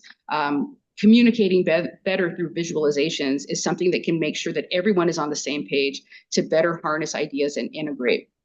These are all tools that are going to help us evolve by promoting longevity and innovation. Towards this initial goal, to leverage current opportunities and create continuity for them, our short-term actions are going to be making connections, providing training, connecting people, demonstrating value, and leaning into agency and community support. And by these actions, we can pass the torch to others, even people we don't know yet. And that's the power of the collaboratory. It's the diversity and dedication of people and their expertise and enthusiasm. And that's what we're going to run with right now. If you're eager to get involved, please write to us at this dedicated email, collaboratory@deltacouncil.ca.gov. And this gives me a chance to highlight people because there's no way collaborations happen without them. The only way they happen is when there's trust and enthusiasm. And our strength right now is in people and their passion. That's what we're going to start with. Time is not on our side. We need to accelerate the pace of discovery. And that means, again, failing fast and numerically, testing all of our assumptions, and linking physical, biological, and social models. Our power at the Delta Science Program is in facilitating the building of the collaboratory from the community. And the integration of modeling only adds power and wisdom to our science enterprise collectively. Our implementation roadmap starts with incubator work groups this year to create use case profiles. So let's highlight those. Our immediate plan is to stand up these work groups to develop blueprints or use case profiles, which is something akin to proposals, for 3 issues that are ultimately interrelated, but at 3 different stages of development. HABS forecasting has had some wins, and there's a NOAA investment to begin integrating approaches already. Salinity management was scoped by our salinity management workshops and is now in progress through using CalSim3. And tidal marsh food web restoration is being tackled right now by the IEP synthesis team and has also been addressed by NC's efforts. Each of these is its own project, but each can benefit from tools, people, and data sets coming from the other groups or jointly needed with the other groups, including things like tidal dynamics, residence times, remotely sensed products, and increasingly artificial information and machine learning to scope and frame uncertainty. We're asking these use case teams to evaluate the scale and scope of near-term and long-term goals. We are also asking them to come up with critical management actions or decisions that need decision-making support, feasibility and to assess the feasibility and impact of their effort, to assess the existing resources that can be leveraged, additional resources that could be augmented, and identify key partners and relevant considerations as these blueprints start to emerge. This is our current flow chart. Our job is the strategic plan and facilitation of the scoping and evaluation and attracting of funding resources.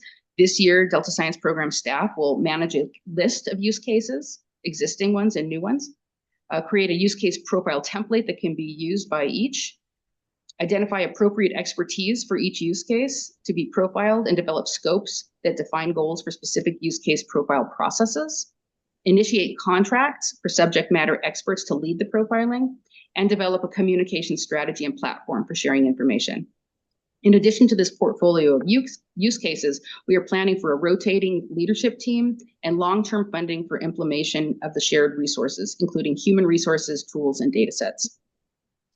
So what started with this diagram, how to launch our vision, is now gotten us to this point where we have 3 use cases we see is likely to be successful in building the short-term and long-term visions with a win and with developing community needs. So we're moving now, building this transformative road by walking, and we hope to be incubating a new hub at the Delta Science Program with new and integrated ways of thinking by leveraging the already productive collaborations that are actively running with our colleagues. Together with these champions and agencies that are recognizing how collaboratories can bring value to their mission in terms of transparency, trust, longevity, and efficiency, we are building our own damn satellite. So thank you. And I'm very interested in hearing your thoughts and good ideas for moving forward. Thank you so much, Lisamarie. Wow, that was quite the vision. I think you have your work cut out for you. Do we have questions from the board? Tom?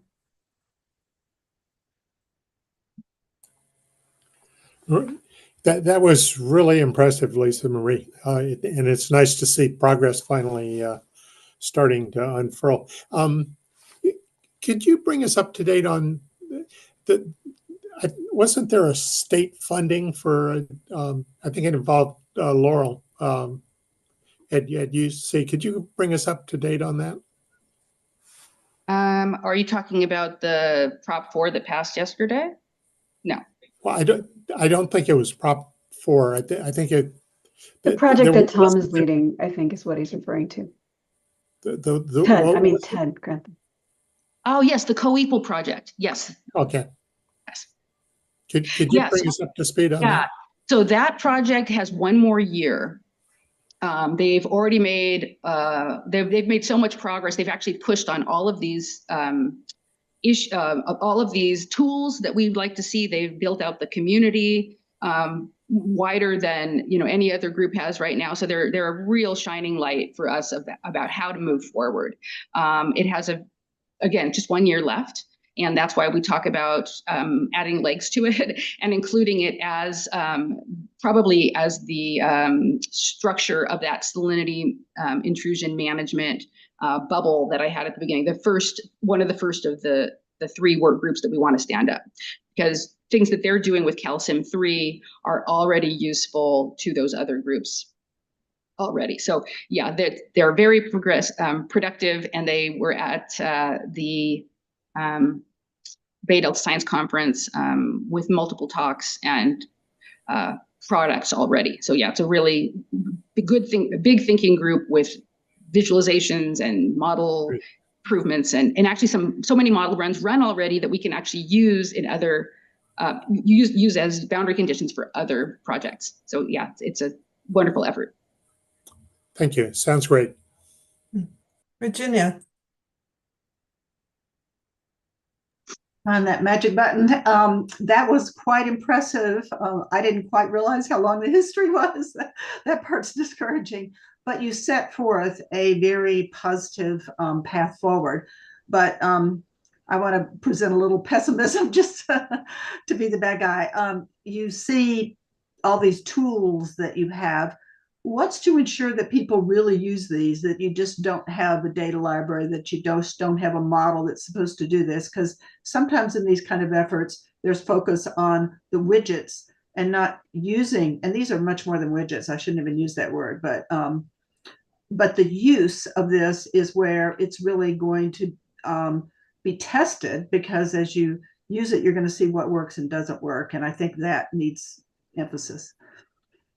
Yeah, I think your point is well taken. And it's actually why we're building it from the ground up. We don't want to just create something. We don't want to create, we talked about having a data librarian, important role, but for what? For, what is our goal in that data library? How should it be updated? That's actually quite a big job. But almost all projects are calling for something like that, something that can clean data, do QA, QC, make sure things are ready to rock and roll so that different teams can start using it and using the same data sets. So towards the question of use, that's why we're starting with the modelers on the ground, with the people that actually know what they need, and they're going to help us build it, something that will be useful, like a road that we actually will use. So that's why we're starting from the ground. That said, in the end, it's going to take money, and one of the arguments made before is that we need a win under our belt to start getting the funds needed to support those positions for the long term and support those tools. And so that's why we're working with ongoing collaboratory efforts that have started making the cases for those tools. Okay, I'll add a little more. Yeah. Okay, so that sounds good. But when you come back next time, it'd be nice to hear an example of not only the creation of some of these tools, but how it's really improved understanding and use. Yeah, I will. I think the Co-Equal project has already run.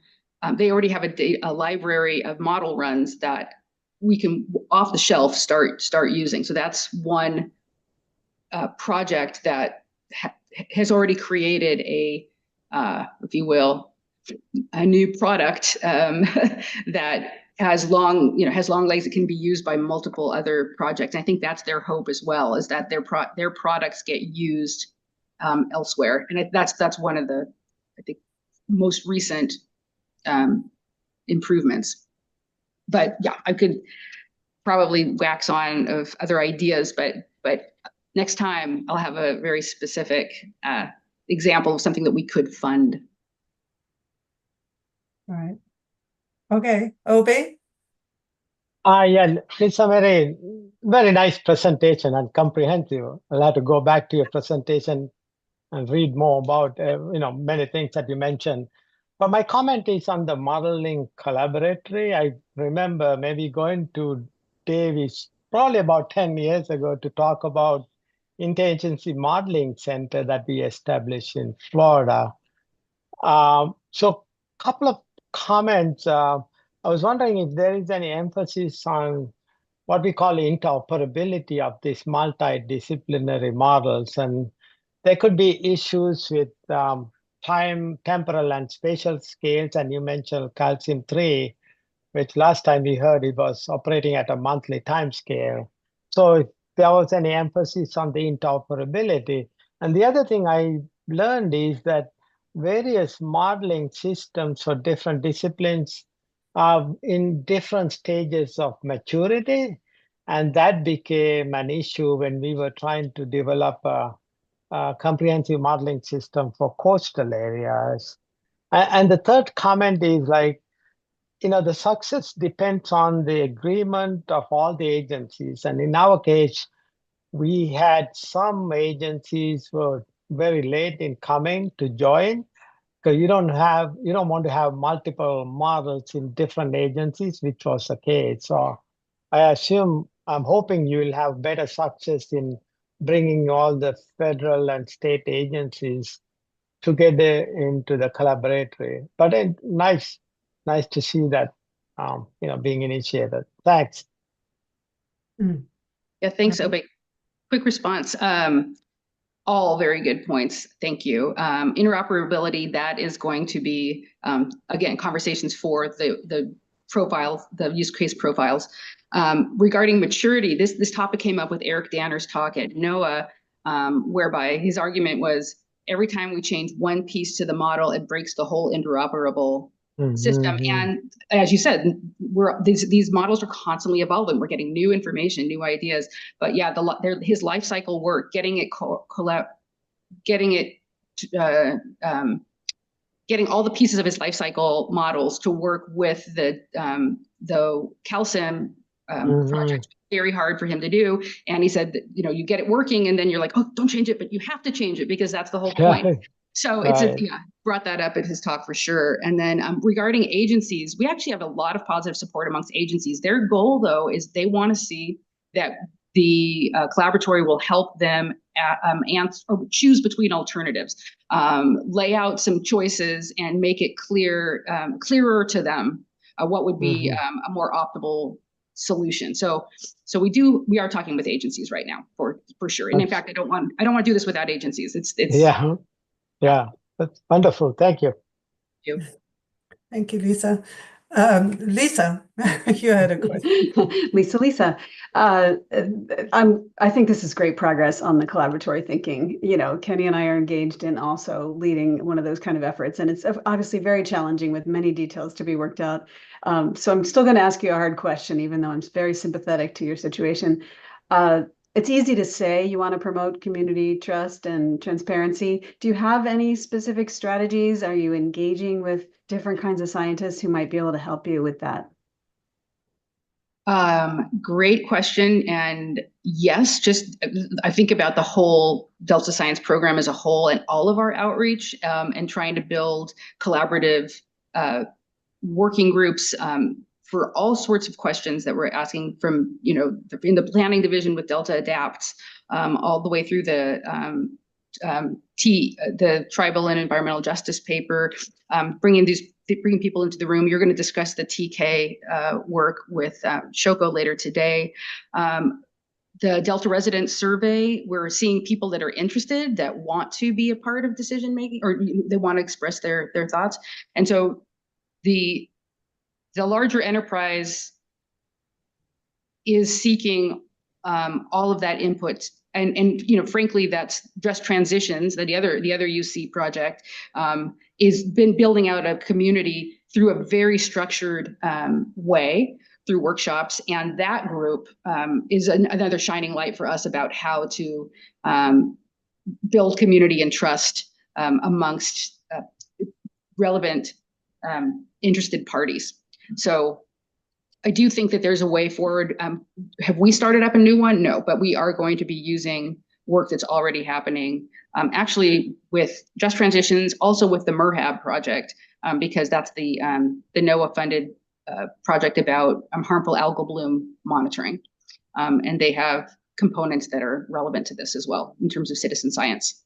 So it's a good question, and I'm making a note of it to prioritize it. But we are currently not standing up something separate than what we're already doing. Yeah, and I know resources are going to be limited for a while, and maybe this comes up later as you develop more projects, but I would encourage you to think a bit more broadly than just what's been done in the Delta that's worked, and really look to some of the broader efforts across the world that have made some headway on this. It's a difficult problem. I'll take your advice on that. Yeah, particularly what you've learned through the Maryland, the Chesapeake Global Collaboratory. Oh yeah, we have it all figured out, right, Kenny? I hope so. Yep. In fact, we're done. We're closing it down now. We're finished. Okay, well, that's good. And we don't need any more money. All right, Edmund, do we have any public comments or questions? Yes, we have one from Deirdre Desjardins. Deirdre, you have the ability to unmute your microphone. Thank you. Unmute your microphone. Thank you very much. I wanted to ask if this goes a little bit longer than 3 minutes. I think it's really important. But we just had a regime shift in governance in the US with the Trump administration. And I just sent you a briefing. I've been following this fairly closely.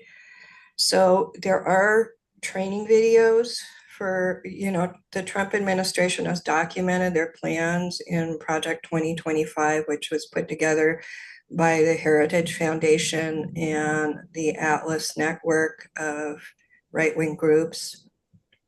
One of their plans is to eradicate climate change references absolutely everywhere. And the person who was giving the briefing on it says that she sees climate change as merely a cover to engage in population control. And that this is part of the ultimate goal to control people. One of the things I've been working with Michael Mann, and one of the things that we're concerned about, and he's coming out with a book, Science Under Siege, is these disinformation narratives on social media. And there's kind of a feedback between right-wing folks who are putting together these ideas and and right-wing decision makers and electeds and this online narrative. And the Russian disinformation campaign is $3 billion a year. And that we think it's likely it had a significant effect on the US election, and particularly the shift in young male voters. It's something we haven't really grappled with, and it's going to get harder. So we really have to think about how to do this forward. I did excerpt some parts, and I apologize for getting you this briefing late. It's been kind of, I feel a little bit like I've been hit by a truck. But they're planning to streamline NIMFs. They're planning to withdraw the 30 by 30 executive order, and of course discontinue the Inflation Reduction Act investments. But they're also planning on restructuring NOAA and eliminating climate change research funding. So we need to look for that. They're also gonna looking to privatize the National Weather Service. And the other thing is they're planning to target quote unquote deep state employees. And in 2020, Trump had issued an executive order that's called Schedule F, making it easier to fire government employees who are normally protected by civil service protections. He's pledged to revive the effort on his first day back in office to fire rogue bureaucrats. I've got something from Bloomberg Government News. Normally that would take up to a year, but it could be faster because the Trump administration may not necessarily follow all the procedural safeguards. So I'm very concerned about preserving things like climate models, modeling data, climate monitoring data, et cetera. And I really think this needs to be part of the conversation. The governor has pledged to he's calling the legislature back into session on December 2nd to resist it. But the state has far more resources than individuals do in terms of trying to work with partners at NOAA to preserve some essential data. So it's not good news, and it's something I also CC'd Lisamarie, but I think it's something to think about. The other thing they're going to do is eradicate all federal references to DEI. So that's going to change at least the federal implementation of DEI, but Californians have our own values and our own laws, and I think that's part of the plan protections. So sorry about this news, but I think it's something we're all going to have to look for. And I seriously, I really hope that the NOAA Fisheries Southwest Research Center and people like Eric Danner are retained, because their knowledge and expertise are incredibly important. but I have heard reports that there's been a whole series. They've been training people to replace these folks. And I expect them to be political appointees and not know anything. So anyway, that's my briefing, and I'm sorry. Well, thank you, Deidre. Challenging times ahead, for sure. Well, on that cheery note, did you want to respond to that, Lisamarie? And it's just to say that, I appreciate you sharing your thoughts, Deirdre. And I mean, we have enough challenges right now. Things are going to be, it's another non-stationary event. It's going to change some of our regulations, I think. So we'll have to just pay attention to what we can do on the science front to make sure that our goals and ideas are heard. Thank you. Yeah. Do we have any other public comments, Edmund? There are none. All right. Well, on that cheery note, we're going to have a break, 15-minute break. I'll see you back in a few minutes. Thank you.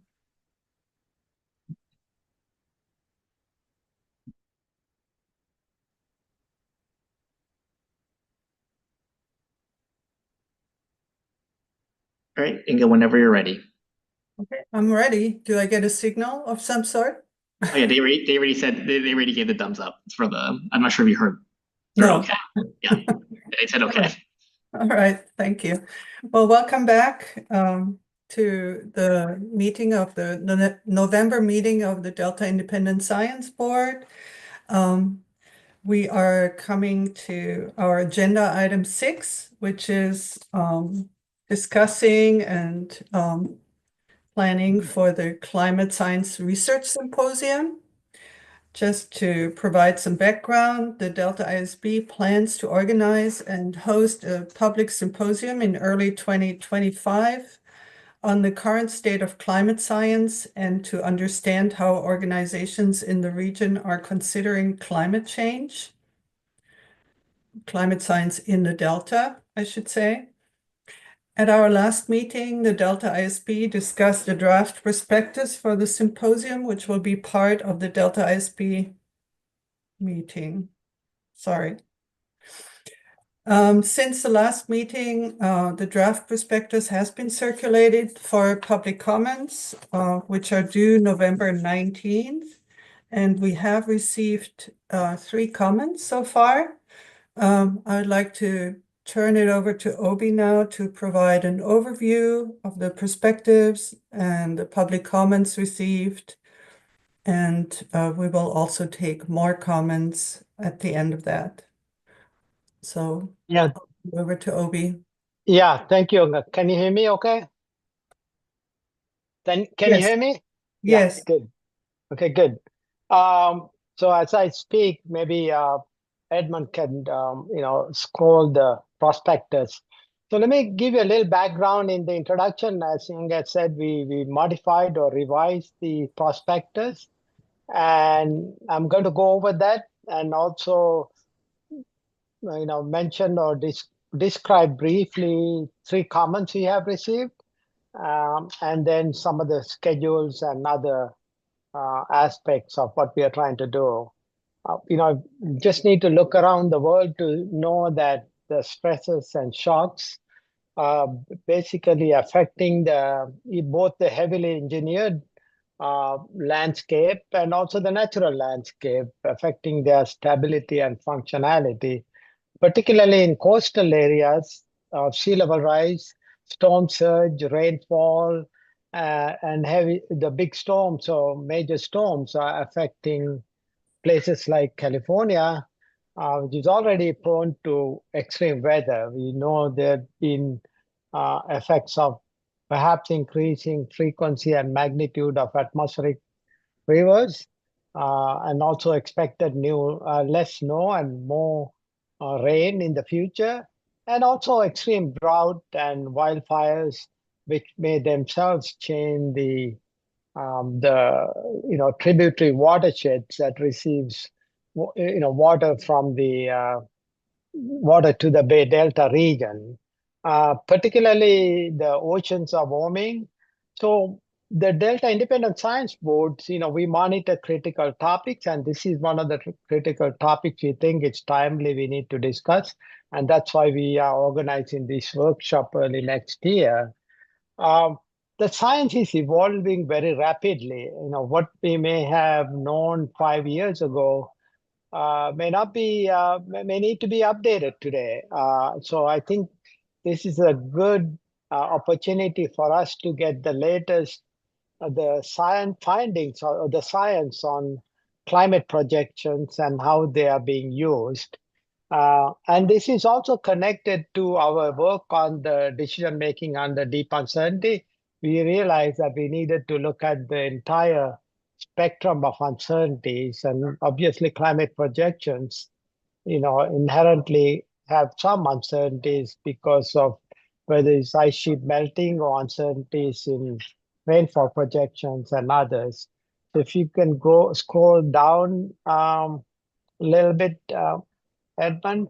So there are two, you can stop there.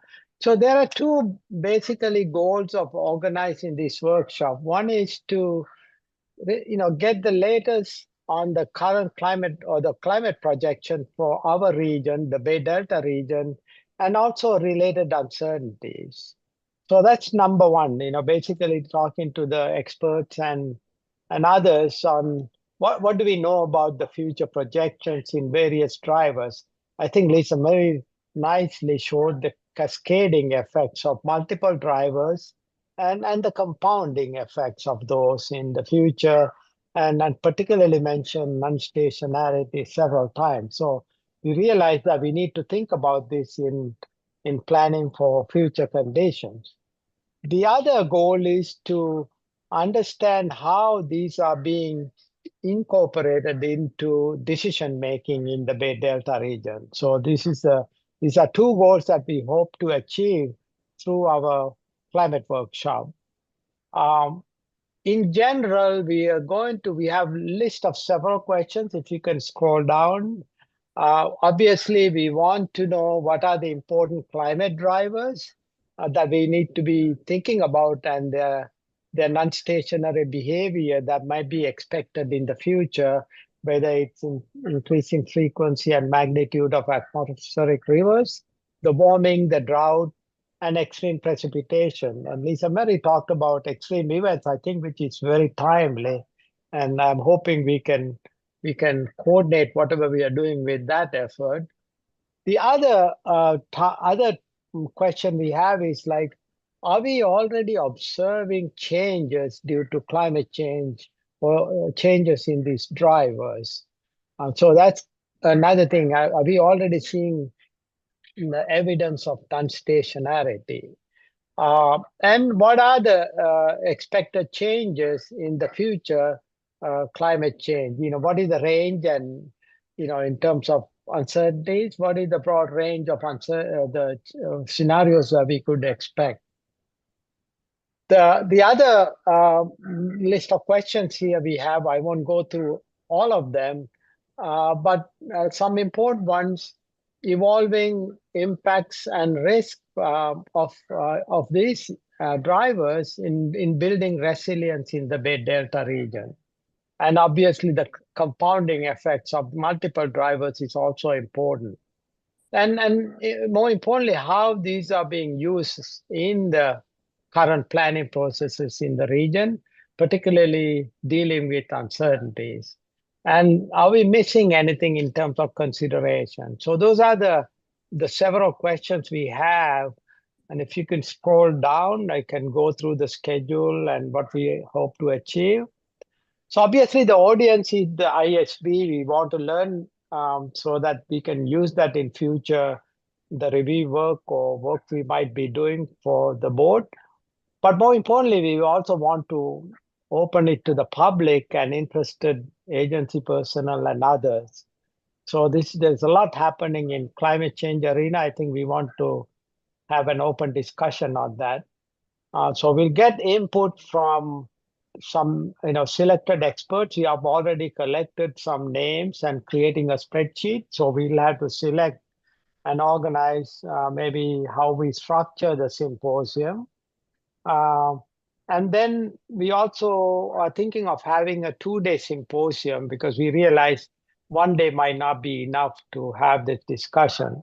So what do we expect as the outcome? We hope we will have a sort of a summary report or memorandum, highlighting the key takeaways and hoping to check with Maven's notebook to see if we can prepare a proceedings report. Then we may also consider drafting a perspective piece for a publication in a peer-reviewed journal. If you can scroll down, Edmund, a little bit to the scheduled time frame. So if you can go a little bit further down. So in October, we are going to finalize. We expect more comments, hopefully by the 19th of this month. Then November, December, we will finalize the prospectus. And during the month of December, we will contact the selected speakers for the event. January, we'll open the registration. March, we'll have a sort of a hybrid event, and symposium might be more during the month of May. And then we hope to have the report and the summary or the memorandum by July. And then later in the summer, we'll work on the manuscript. So there are several ongoing efforts that I think we want to make sure that we don't reinvent the wheel or duplicate the efforts. And some of them are listed in the prospectus. State of Bay Delta Science, Intelligence Ecological Program on climate change, and then Delta or the Climate Change Vulnerability Assessment, and the brand new sea level rise guidance. I think we need to discuss that as well because it came in this year, and the 2023 symposium and many others. So I think that's all we have in the prospectus for most part. So then let me go through the comments we have received. So one comment we received from Lucy and Rose, I think she's with DWR. And I think her comment was we should consider incorporating, at least climate change or discussing climate change through the lens of environmental justice. And we didn't discuss that. We'll consider that, and might be more in the second objective of how climate change is being used. And also there was a recommendation to have a session on Storm 2, which I think we described under DMDU. I think that might be a good topic to cover. And also, I think another comment on we should think about this wildcard scenarios that we discuss under DMDU, and how do we deal with that in our effort. So those are things, and she also suggested that we invite CalAdapt team as speakers and presenters, and I think we also received that suggestion from someone else. Then Richard Norgard, I think many of you know him, and I don't know him well, but he has written a paper called Corridors of Clarity, and he suggested that we should go through that article and then make sure that we are not basically reinventing the wheel. And I think that article, I read through that, and I think it's suggesting basically solutions-oriented, having some what they call corridors of clarity, and they provided 4 scientific approaches for considering that. I might be close, similar, or a subset of what we might be doing for DMDU. So we will incorporate any of that into our effort. And finally, we had a third comment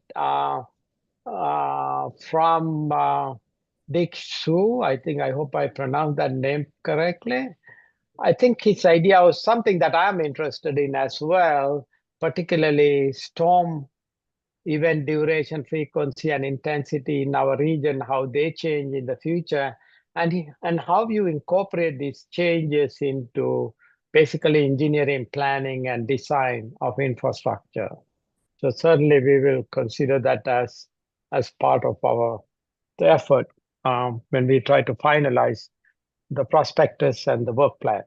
That's all I have. I'll be happy to, and Anna is my colleague on working on this, and obviously others in ISB. So I'm very happy to answer any questions if anybody has any. Well, thank you very much for that overview, Obi. I'm really impressed with how quickly you and Anna put this together, and Yeah. really look forward to the symposium. Do we have any questions from the board on this? I think Tom and Lisa have. Yeah, Tom. Obi, good job. And Anna. My question concerns reducing the uncertainty. The thing that's not discussed are the shared pathways, and it seemed to me maybe one way to begin the process would be to have that kind of interview or overview, because if you start talking about that, then you become more realistic about what the futures are. Yeah. Do you mean the economic pathways from the IPCC, or are you referring to different pathways? Yeah. They talk about the dynamic adaptive pathways, or no?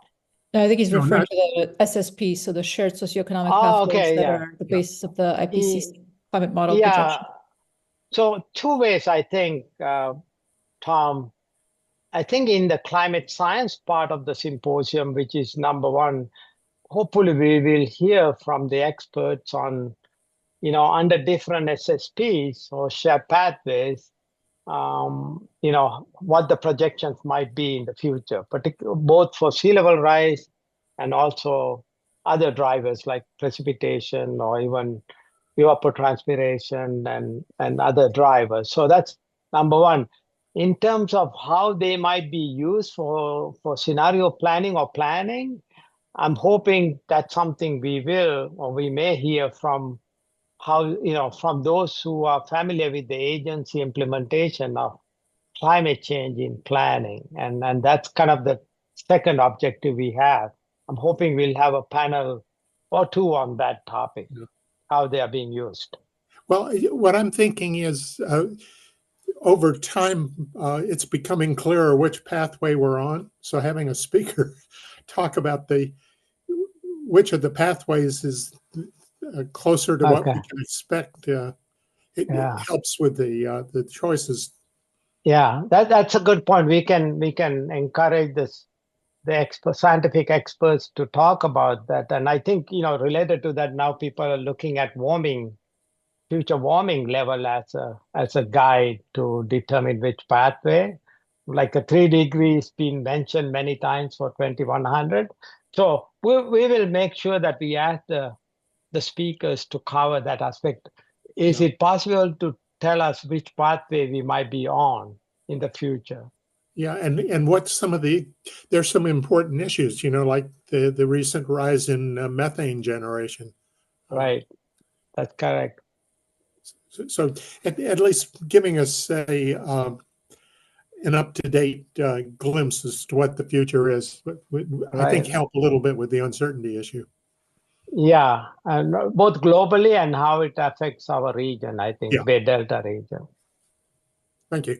Yeah, I think some of the points, Tom, can be covered in just the initial introductory presentation, just to ensure that everyone's on the same page. These are the types of questions you're asking are relatively well understood, but I think they are useful as context. Yeah. All right. Thanks, Lisa. Yeah, hi. I really like how you've provided a very concise prospectus here, where you're really focused on understanding what kind of information might be feeding models and decision making, and I think that's great. Just in response that Obey just gave to some of the commenters, though, it sounded like you might be opening the box into more social considerations. So I guess I just wanted some clarity on that, because I think if we're adding a social science question or another avenue, then I think the prospectus needs some modification. Yeah. So Lisa, that's a good point. That's why I didn't commit to addressing up. I would said we will consider them.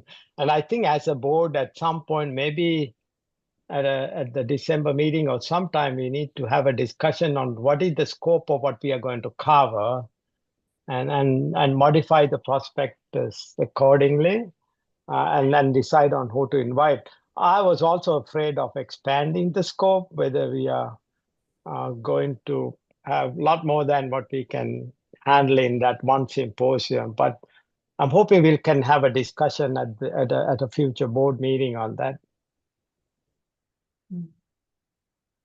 Yeah, I do think the prospectus the purpose of this discussion is to finalize the prospectus, or at least provide a version that can be shared publicly. So I think we kind of are at a decision point of either we add something now or we decide to keep it narrow with the potential to add it later. Obviously, as the agenda develops, you can modify, but I think maybe we do need to have a little more clarity.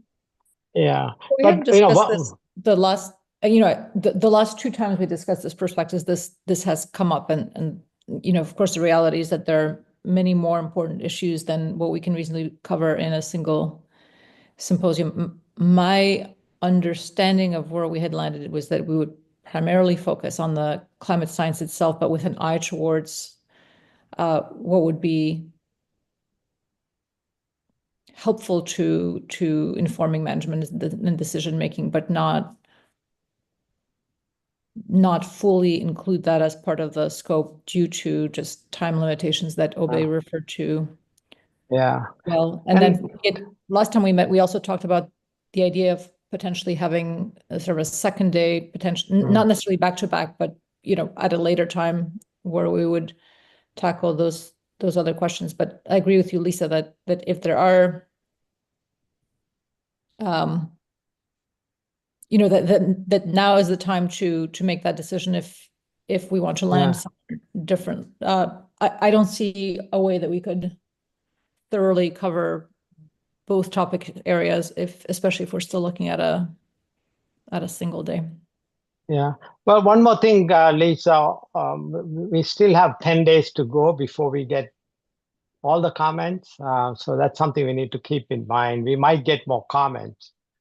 But it's good to try, if we are going to limit the scope, for example, environmental justice, is that something we want to, we could ask the presenters to, cover that if necessary in the second part of the objectives of the symposium, but to cover that, comprehensively might be beyond our scope.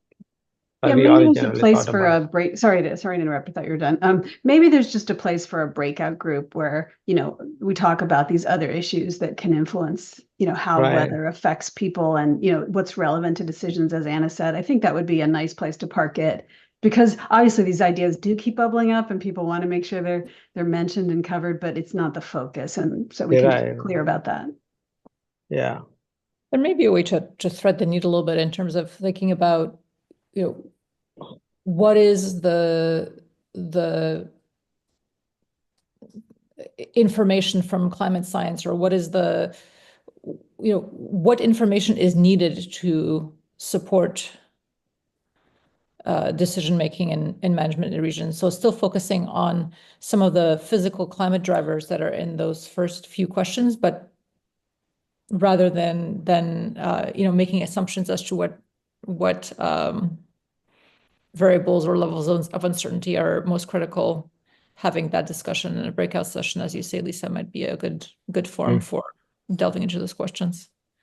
And temporal and spatial scales come up certainly when you're looking at EJ issues. And I had one other thought, I lost it, but these things will come out. Yeah. And similarly, I remember, and we tried to incorporate this a little bit in modifying the questions, but last time when we spoke about this, Diane brought up this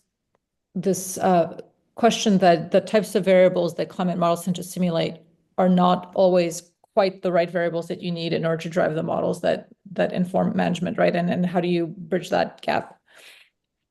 Yeah, and I think we should be And I don't aware have that there's a lot of I think Emma economic. stopped sharing, but one of the questions we tried to capture that a little bit. I'm not sure, Edmund, if you want to reshare the screen with the questions themselves, but at least that was intended to be part of one of the revised questions. Yeah, maybe you're talking about the question number 8. Is that what if anything is missing? Maybe not. Yes. Yeah. Yes. Number 8.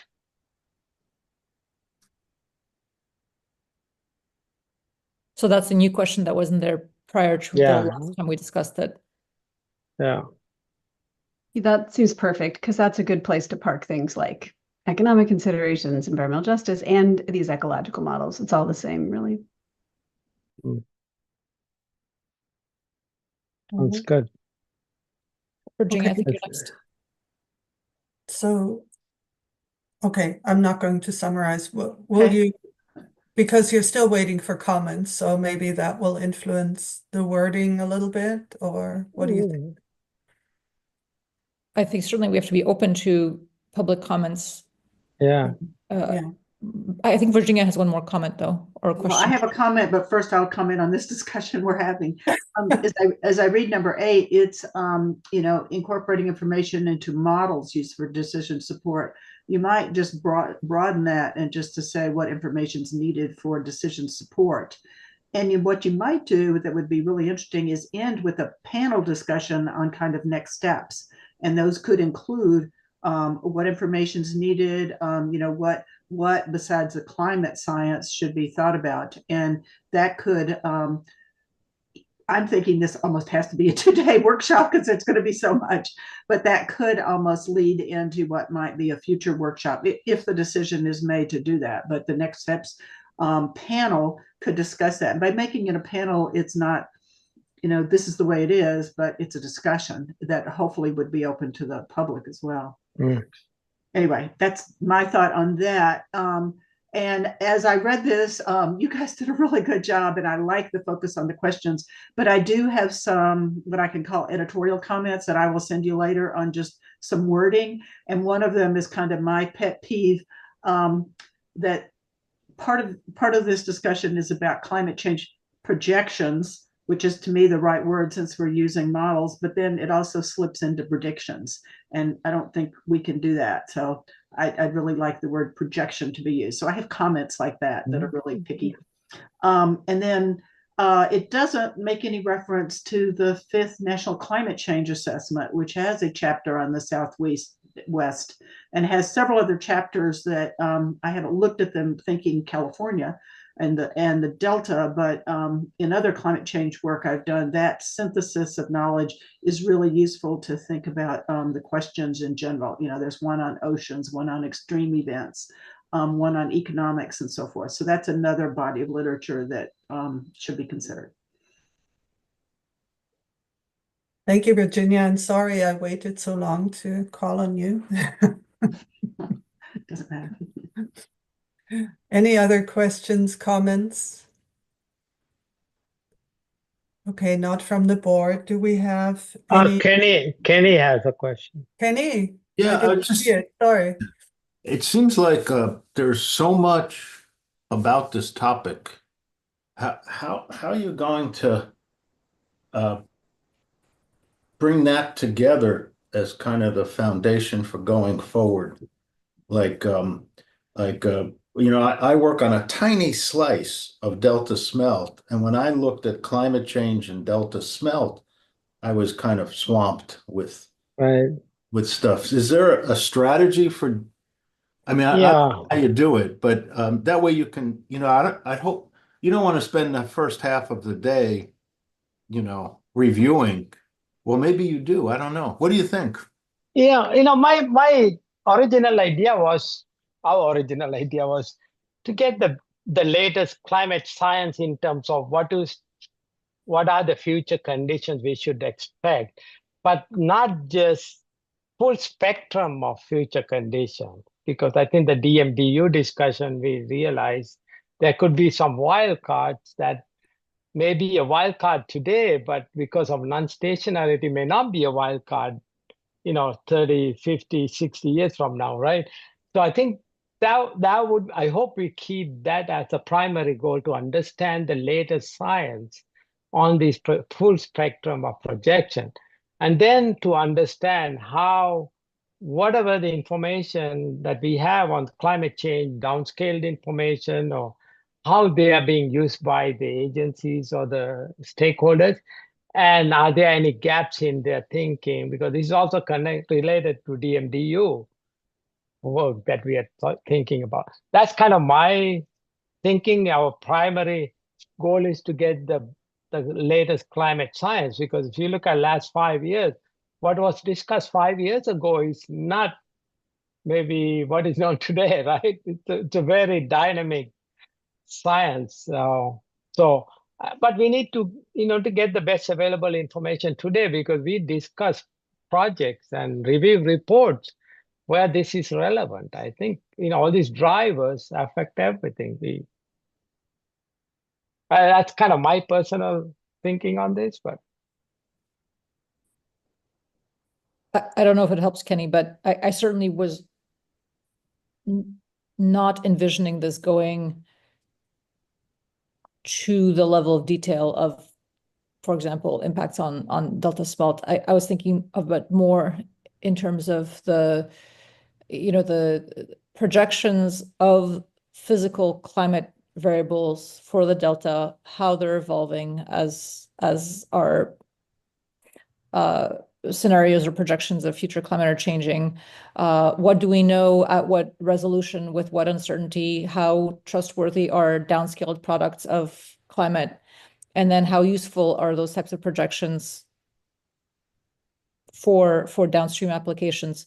But you're right that if we're not very, very careful, either it becomes this bottomless pit of science that we could talk about, or you end up being at such a high level that it's not really helpful because it ends up being plain vanilla. And so it's a valid point, but at least to my mind, the question was really primarily around what is the latest understanding on projections of physical climate variables, and then that can then be picked up by communities working on specific types of management questions or ecological impacts within the Delta system.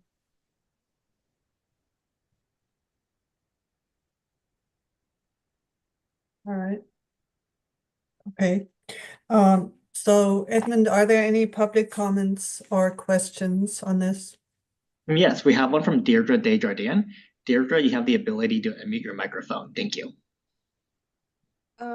Yeah, so I'm actually the person who's synthesizing the recent climate research and providing it to the IEP Climate Change Project Work Team.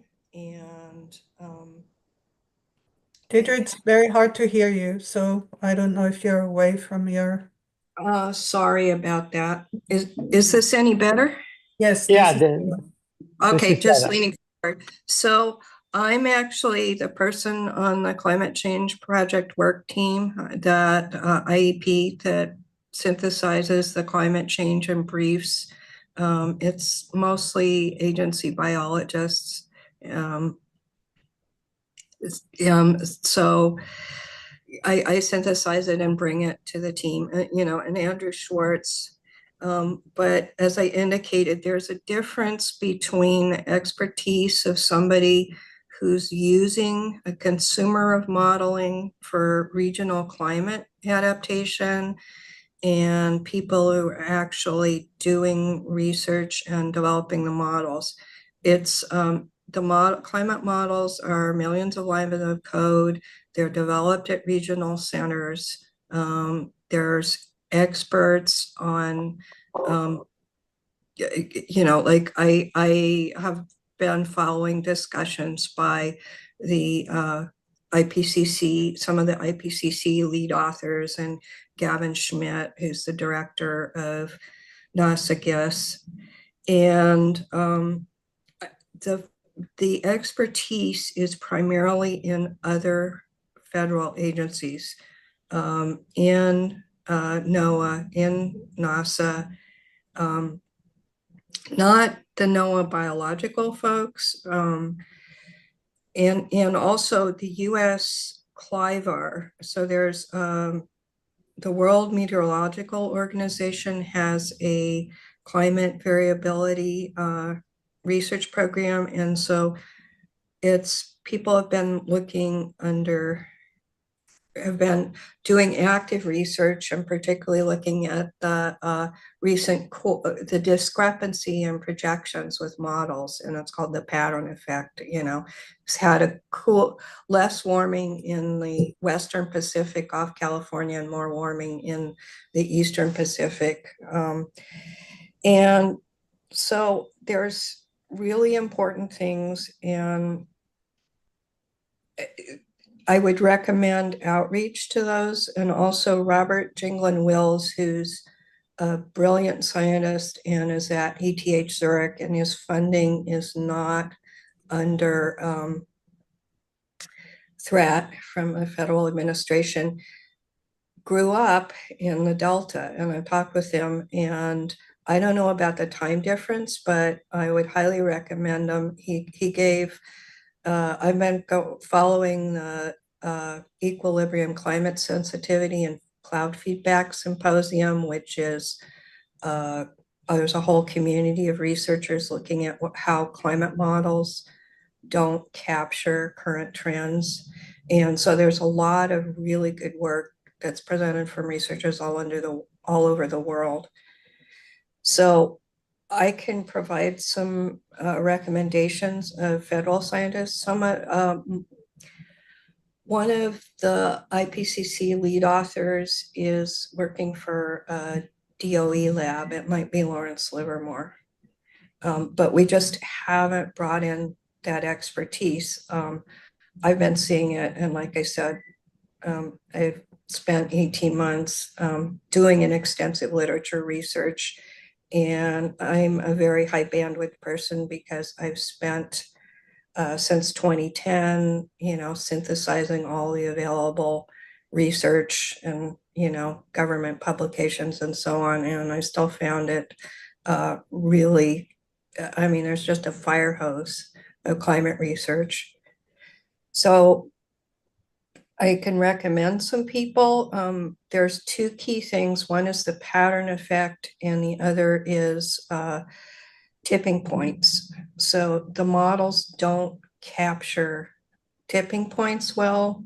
Primary example of that is the AMOC, Atlantic Meridional Overturning Circulation slowdown, and you have to do what's called hosing, freshwater hosing, where they simulate dumping a bunch of fresh water in off Greenland and see what happens. And those simulations show a much sooner breakdown of the AMOC, and perhaps as early as mid-century, than has been projected.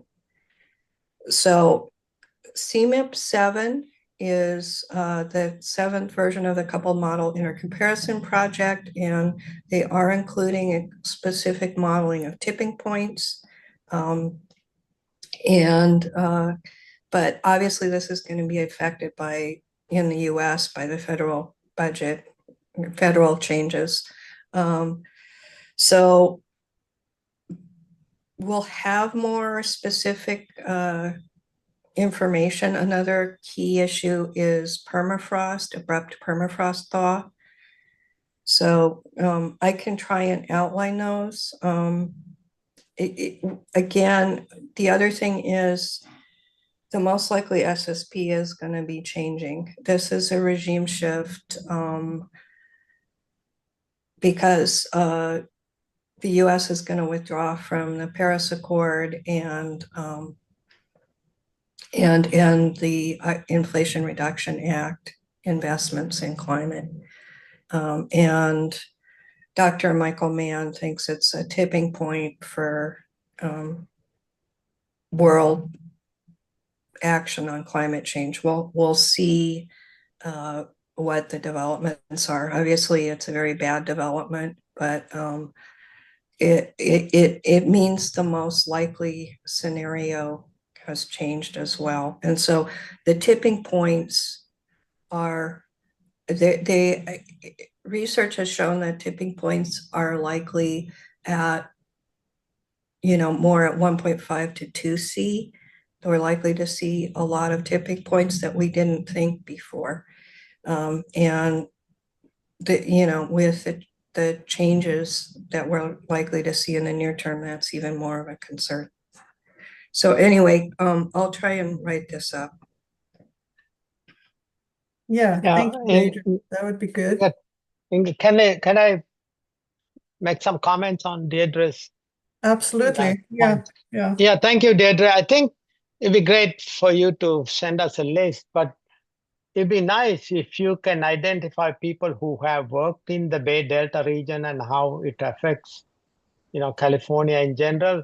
I think early on we wanted to make sure that if we try to cover the global effects of climate change, it'll be way too much. So we wanted to focus on how the climate change would affect the Bay Delta region. So it'll be good to get a list of people from you who have worked in our region or connected to it. And I was at a meeting in JPL a couple of weeks ago, and I was on climate modeling. And one of the issues that came up there was, are these models fit for purpose? Because sometimes people blindly use them. So that's something I'm hoping we would cover. And we do have on our list, people who work on the DOE project and also JPL and some of the federal agencies. So we will try to look at your list and add to our spreadsheet. We'll have to select some, people from our list. Obviously, we cannot have all of them as speakers or panelists. But anyway, thank you. Send us what you have. All right. I wanted to say, if I could respond for just a minute, I really recommend getting an oceanographer. And I'll try and recommend some. Okay, thank you, Deirdre. I'm sorry I'm a little pushy, but we're about half an hour behind, and I know some people on our panel or on our board have to leave at certain times. So I'm going to try and move this along. But first question, Lisa, you said you had to leave on time. Do you want us to do agenda item 8 early so you can cover that? That's an option, or someone else could cover that. But yeah, if you want to shift it, that'd be fine. Is that okay, Edmund, if I do that? Yeah, you have the ability as chair to shift agenda items. Okay, and is everybody else okay with that, or do other people have to run off as well? Okay, I see nodding heads. So why don't we do that and just report on the decision making under deep uncertainty review? And I'll just hand that over to you, Lisa. Great, thanks, Inga. And this will be brief, so this won't change the agenda very much if people are waiting around for the environmental justice discussion. So just a quick reminder, the goal of the decision-making under deep uncertainty review is to generate greater understanding of some of these decision support tools that are available for anticipating and adapting to growing uncertainty, just like we're talking about right now. So, but also really understand under what conditions is it useful to apply these tools, because they're not the answer in every case. And the review has two main components: a seminar series and an inventory and analysis of how scenario planning is already being done in the region. And as we mentioned in our last meeting, we have now released the final seminar synthesis report, and staff are still working on, I guess, fully vetting that and getting it out. We are currently planning 3 other products, which is what we wanted to update you about. So there's a research article for the special issue of the San Francisco Estuary Watershed Sciences in a session that's been proposed by Alejo Cross-Polk and Brett Milligan on post-normal decision-making. And that is really another word for decision-making under uncertainty.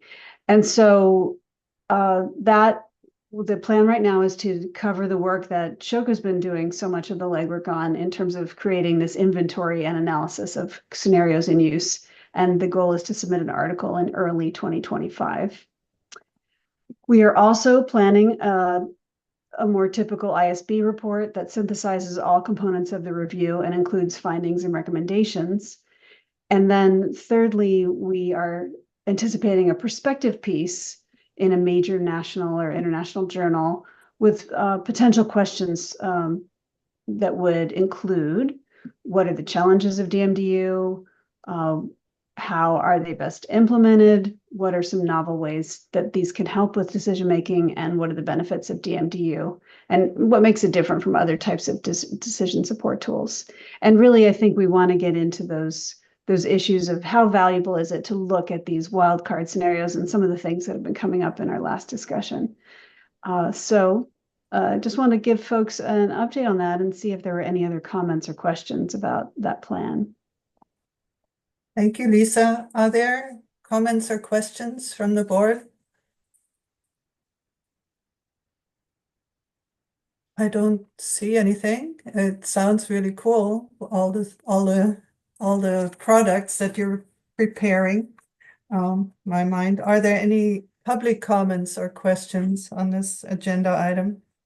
We have one from Deirdre Desjardins. Deirdre, you have the ability to unmute your microphone. All right. Yeah, I did want to say, I think we have just seen this is a global societal tipping point.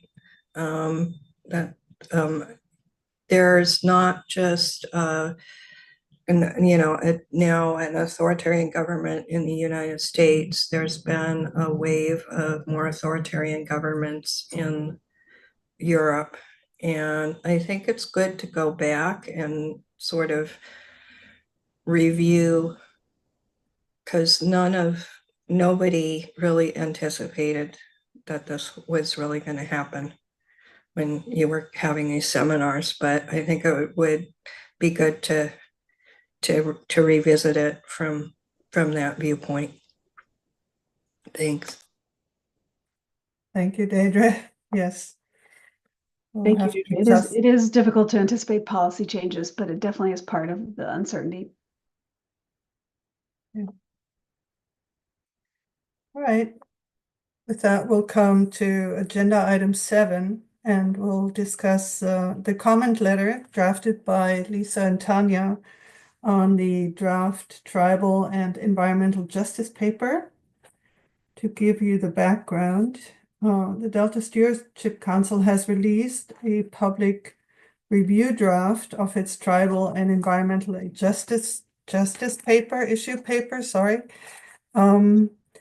The draft presents the Council's understanding of tribal and environmental justice issues in and around the Delta and recommends actions to better address those issues within the scope of the Council's mission, authority, and influence. The Council staff presented the draft report to us at our October in-person meeting. And based on the discussion at that meeting, we agreed that we would like to submit a comment letter on the draft issue paper. Drs. Tanya Heikkila and Lisa Wenger prepared a draft comment letter for us to discuss today. And based on our discussion, we hope to finalize it and submit to the Delta Stewardship Council. I will turn it over to Tanya now to provide an overview of the letter, and then we'll have a chance to discuss it and make decisions after that. Tanya. Yeah, thanks Inga, and thanks to everyone who provided some comments on the draft tribal and environmental justice issue paper. We, in drafting up this letter, first just wanted to, give an overview of what our goal was here, and we really think that this is an important issue paper for informing different interest groups and agencies and actors in the Delta around the history of environmental justice and some of and tribal justice issues, and some of the current thinking from the literature and the research that was done that went into informing this paper. And I would say overall, we found that this is a really well done paper. It relies on multiple data sources, such as surveys, interviews, and secondary literature.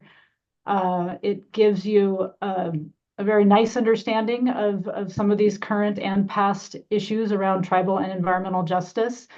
And we largely focused our recommendations on improving some of the clarity and quality of how the findings and evidence is reported in this this paper. So just to clarify, we didn't do any additional kind of synthesis of literature to provide background in this comment letter. This was really our feedback after reading the paper and looking for things that might benefit from some sharpening and improvement. So we've organized our recommendations around each of the main sections of the paper.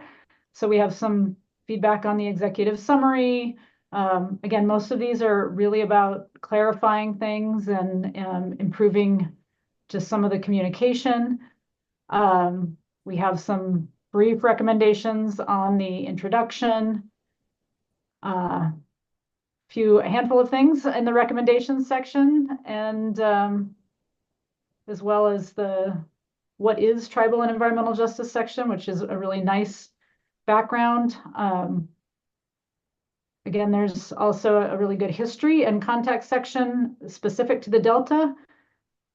And section 5 really gets more into the current issues. So with that, I think, I don't want to read through the recommendations or our feedback point by point. I just would like to open it up for any things that you think we may have missed or you disagree with or think that we should improve how we communicate our letter back to the Stewardship Council. All right, I'd like to open, thank you, Tanya, for this overview. I'd like to open the discussion. Are there any comments from the board? Bob. Great, thank you. Well, thank you for the overview, Tanya. That was really informative. I have to admit that as much as I liked the environmental justice report and the comments that were kind of in our letter back to them, I think are fully justified. I have to admit that I'm a bit underwhelmed by our response.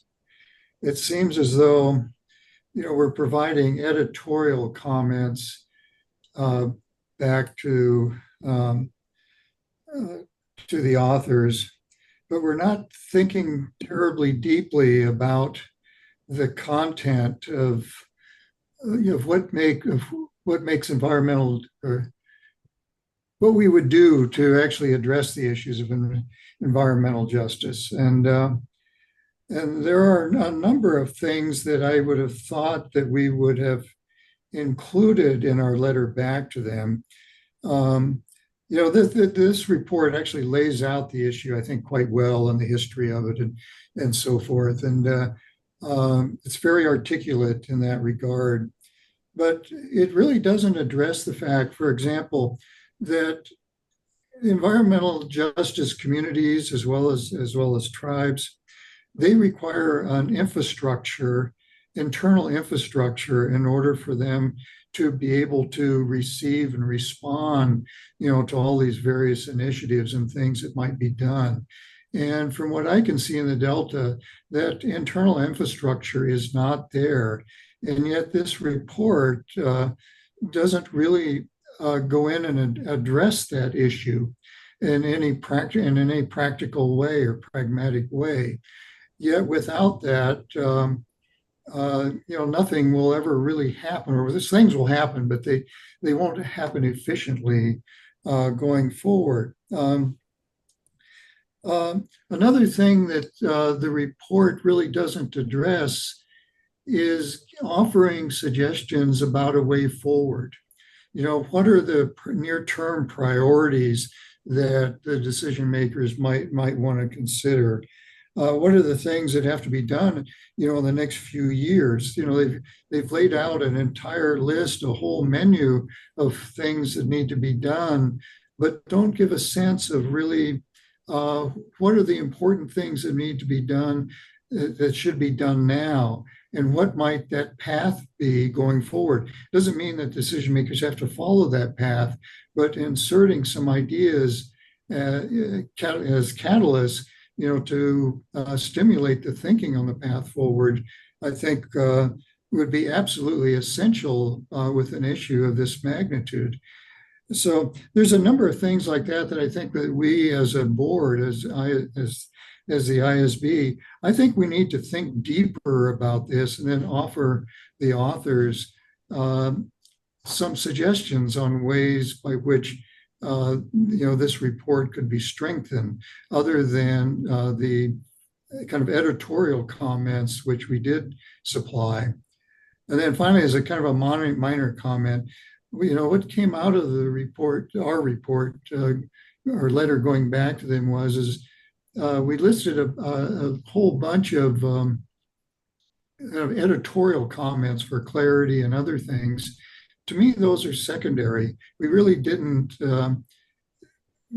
go deep enough into the report to actually mention, major themes that might, that might be considered, or follow-up items that might be considered by the authors and so forth. So anyway, overall, I guess it leaves me rather lukewarm in terms of our response. And I know this probably, many of you are not going to agree with me, but I think we're falling short on this one. I really do. And I think we could do so much better if we thought a lot deeper about environmental justice and tribal issues, with our collective experiences. So I'll leave it there. Thanks. Yeah, thanks, Bob. I mean, I think those are good, important comments. I guess one of the things, I guess I'm not sure I agree that the report doesn't address some of these internal infrastructure issues and some of the ways forward. When I looked at their strategies and the goals, their council-specific recommendations, I see a lot of strategy and ways forward that they're trying to recommend in here, which address a lot of internal infrastructure issues. So things like partnerships and how equity in the Delta Science program needs to be embedded directly into those processes. So yeah, maybe I'm not seeing some of the same weaknesses that you're seeing, but certainly happy to continue that. Well, I think I think you're right. Tanya, I think in a lot of ways, you're right. I think they've used the right words. There's a lot of really good words in the document, but it's kind of in the eye of the reader, I guess, is that I think we need more than just good words. We need actionable items. And I don't think they offer in the way many actionable items. So, but that's my reading of it. And I can see how your reading of it and the others, how it would be different, because they used all those good words. And Lisa wanted to respond also. Lisa? Well, thanks, Bob. I appreciate that you always try to hold us to a very high standard, and I think that's good. But I guess I have two thoughts. One is that I think this paper isn't primarily oriented toward a strategy to fixing everything. I think it's my take. People could disagree, but my take was, let's really lay out the issues. Let's get people on the same page about what these issues are, and let's talk about some of the progress we've made and things we need to do, rather than, really trying to come up with a solution set, was my take. And I think it's been successful at that, although I think, and I would also point to that one of our comments had to do with the conclusions, that they were mostly just saying, look at all the great stuff we've already done. But they have actually done a bunch of great stuff. But I think one of our comments does address your concern, which is you really need a different kind of set of conclusions that's going to say, okay, here's some key issues and here's some key strategies moving forward that would make a better set of conclusions. And I think that might put a clearer picture on some of the things you want. So I think hopefully they'll get this, they'll hear this discussion and also see those comments and understand that there's an intersection there. Okay, thanks, Lisa. I certainly hope so. It seems as though so many reports like this are generated. They're wonderful reports. They're full of great information, and they create interest for a while, and they sort of gradually die away. And yet this is an issue and a report that has the potential to be a real catalyst for change. And I would hope that the authors would recognize that and figure out how to do it. They really could make a huge change in the Delta if it's presented right. And I think anyway, I think our comments, I think we could help them, in that regard of really helping them prepare a document that I would say becomes an activity for change. So I'll just leave it at that. Okay, but I do just want to point out that among the agencies I've worked with, they've made some pretty substantial investments in tribal engagement and understanding environmental justice. Like even this survey is very comprehensive. So yeah, I think we have to acknowledge that they're doing a lot of good stuff, and I think there's a co-production issue of prioritization that can't all be done from a top-down perspective. So I don't want to get into a big argument, but I do want to point out that there's a lot of good stuff going on. Yes, I agree. There is a lot of good stuff going on, and and I really hope it will be effective. As I pointed out, I sent Tanya and Lisa an email because I was going to be out of the country for a few weeks. This was a number of weeks ago, but pointed out to them that I guess I've had a lot of experience with this, both in Eastern Quebec and in the Columbia River Basin, working with tribal communities. And, I've seen what's gone on over the last 30 or 40 years of working in the field on these situations. And it just seems the Delta's on the right path, and they're starting to do the right things, but they quite literally are, well, there's a lot to be learned out there from these other parts of the world. And I hope they'll do that. So, all right, thanks. And I'll be quiet now. Thank you, Bob. Tanya and Lisa, are there any other comments, questions? Tanya? Well, I guess I'm just trying to think about a way forward on this, Bob, that would be satisfactory, but also be timely, because I do think we have a timeliness concern here in terms of getting our feedback to this while it's in the public comment period. I guess I'm wondering if, Bob, you'd be willing to look again at the goals and the strategies that are laid out in the actual issue paper. They're all in the, you can find them in the executive summary and also in the recommendations chapter. And I'm wondering if you could look at those and reflect on whether there are some more specific things that you're thinking of that would push those along in a more proactive way. Because I guess I'm not seeing some of those same issues that you are, but I'm totally open to adding something and getting some of your thoughts more fully integrated in here.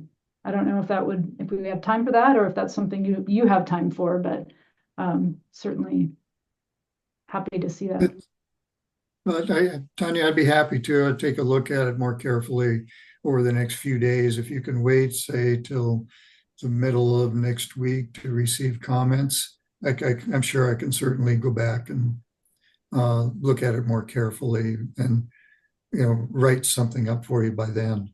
if that's not too late. Yeah, I don't know maybe we should ask Edmund here. Yeah, so the public comment period did close on November 4th, but the council allowed a little more time to provide comments on this paper if the ISB needed more time. If we were ready to take action today, we could, but we can also wait until December since we have a very early December meeting. And then Amanda also confirmed it's fine if you need more time. Right. So we have time, Bob. That's something you're willing to do.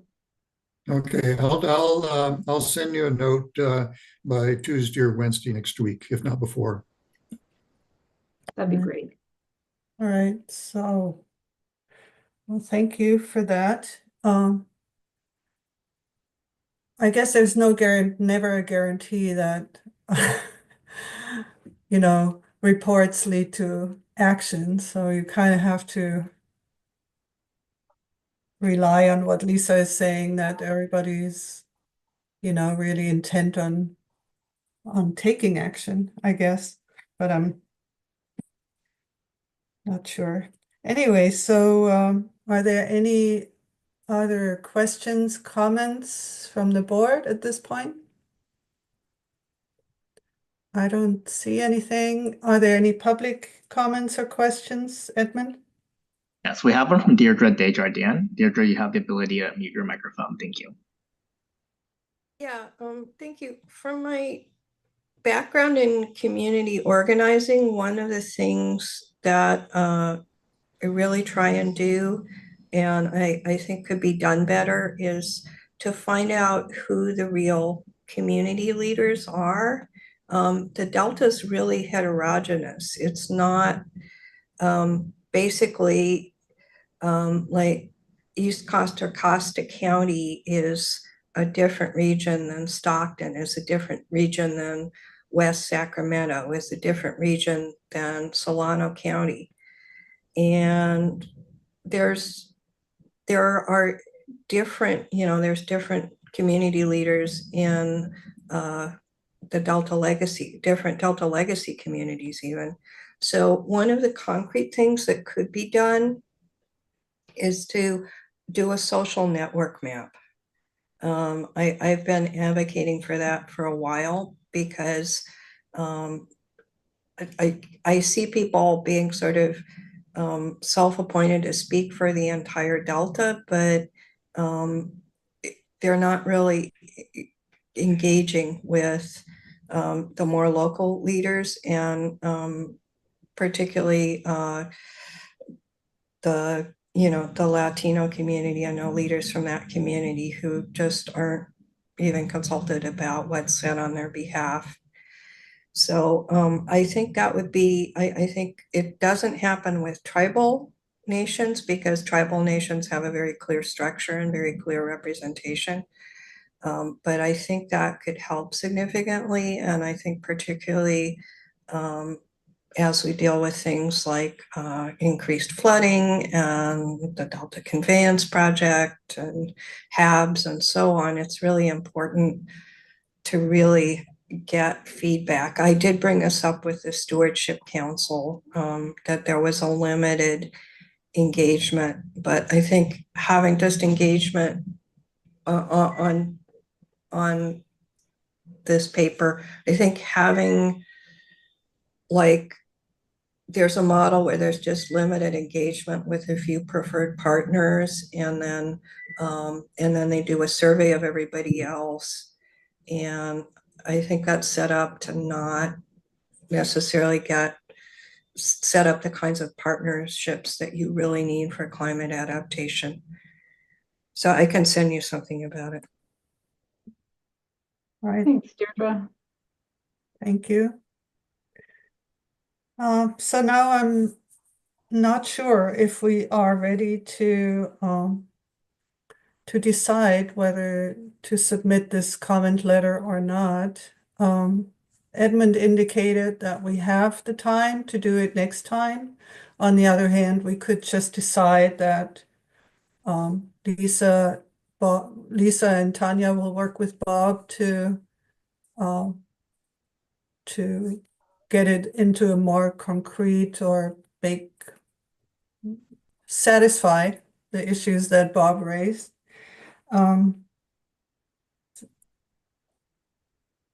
Is there anybody who would like to make a motion that Tanya and Lisa revise the letter and then they can submit it to the Delta Stewardship Council? Anybody? No, I guess we want to wait. Well, I guess it's just a little unclear, but I think I have confidence that the three of us could settle on language. But if we're gonna substantially change the letter, we should let people know. So we should give people a chance to review. So that's the key decision here. Yeah, I'm not sure if I can make a motion, but I would if I could. Yeah, I think we just need a second to think about this. So the tenor of the comments would probably be along the line of come up with something more concrete as next steps, I think is something Bob's saying. And I don't know if we'll get into specifics because that's always very fraught with, is that something, that kind of level of detail, does that make people comfortable to approve the letter now so we could get it to them sooner rather than later? And Bob, feel free to correct me if I have mischaracterized what you would be adding. I'm not sure I completely understood, Lisa. I guess I saw the letter as being a lot of comments that were, I will categorize it as editorial comments. And I'm not sure that's the business we want to be in. And I was really hoping that we as a board would think more deeply about this issue of environmental justice and tribal representation and so on in the Delta. And maybe we as a board, our makeup is not such and our experiences are not such that we can do that. And I don't know what to do about this one. I feel I like the report, but I don't feel good about our response. I think our response is, as I said earlier, is kind of underwhelming. We don't bring the important issues to the forefront and leave the editorial stuff as secondary comments. Anyway, I see Anna has her hand up.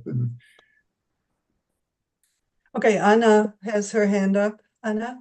Yeah, so, I'm a bit torn because on the one hand, I completely respect the comments that Bob has made, and ideally, it would be great to have those substantively incorporated into the letter. The counterpoint to that is that we're already technically past the public comment period, and I'm worried that the delaying having this letter be submitted much longer will decrease the impact that it might have otherwise had. And I think that's the sort of competing balance that we have here. I also have a lot of faith in my colleagues on the board to incorporate that input from Bob. So what I'll do is I'll put the motion on the table to accept the letter pending the substantiating the types of aspects that Bob mentioned, specifically making recommendations about including more actionable information in the report. And I'm putting it on the table just so that we have an opportunity to vote on it. But as I said, I'm torn because I do think that Bob's comments are important, but I don't want us to miss the window to have any input at all that is still on a timeline that the authors can make use of. Well, good points. And Guy, Obi? Yeah, I was wondering, before we vote on it, I do appreciate Bob's comments, and I think I also like the letter that Lisa and Tanya had written. But one suggestion might be to move the editorial type comments to an attachment or an appendix, but revise the letter to identify more if there are any structural issues with the report itself. I was wondering if that would help, because otherwise, I think Bob's concern is we have put so much emphasis on, maybe some emphasis on the editorial comments, if I understood correctly. That might not be typical of what we write in terms of reviewing a report. You know, is there any way to move the editorial comments I'll or give you the know, to word an to attachment? Yeah. I'll give the word to Tanya because she's had her hand up. Tanya? Yeah, sure. I mean, I think that type of reorganization is certainly easy, and the reason there are a lot of editorial comments is because, you know, this is an issue paper that's trying to convey some fundamental concepts around environmental justice and tribal justice, and they're concepts that may be new to a lot of people that are reading these reports.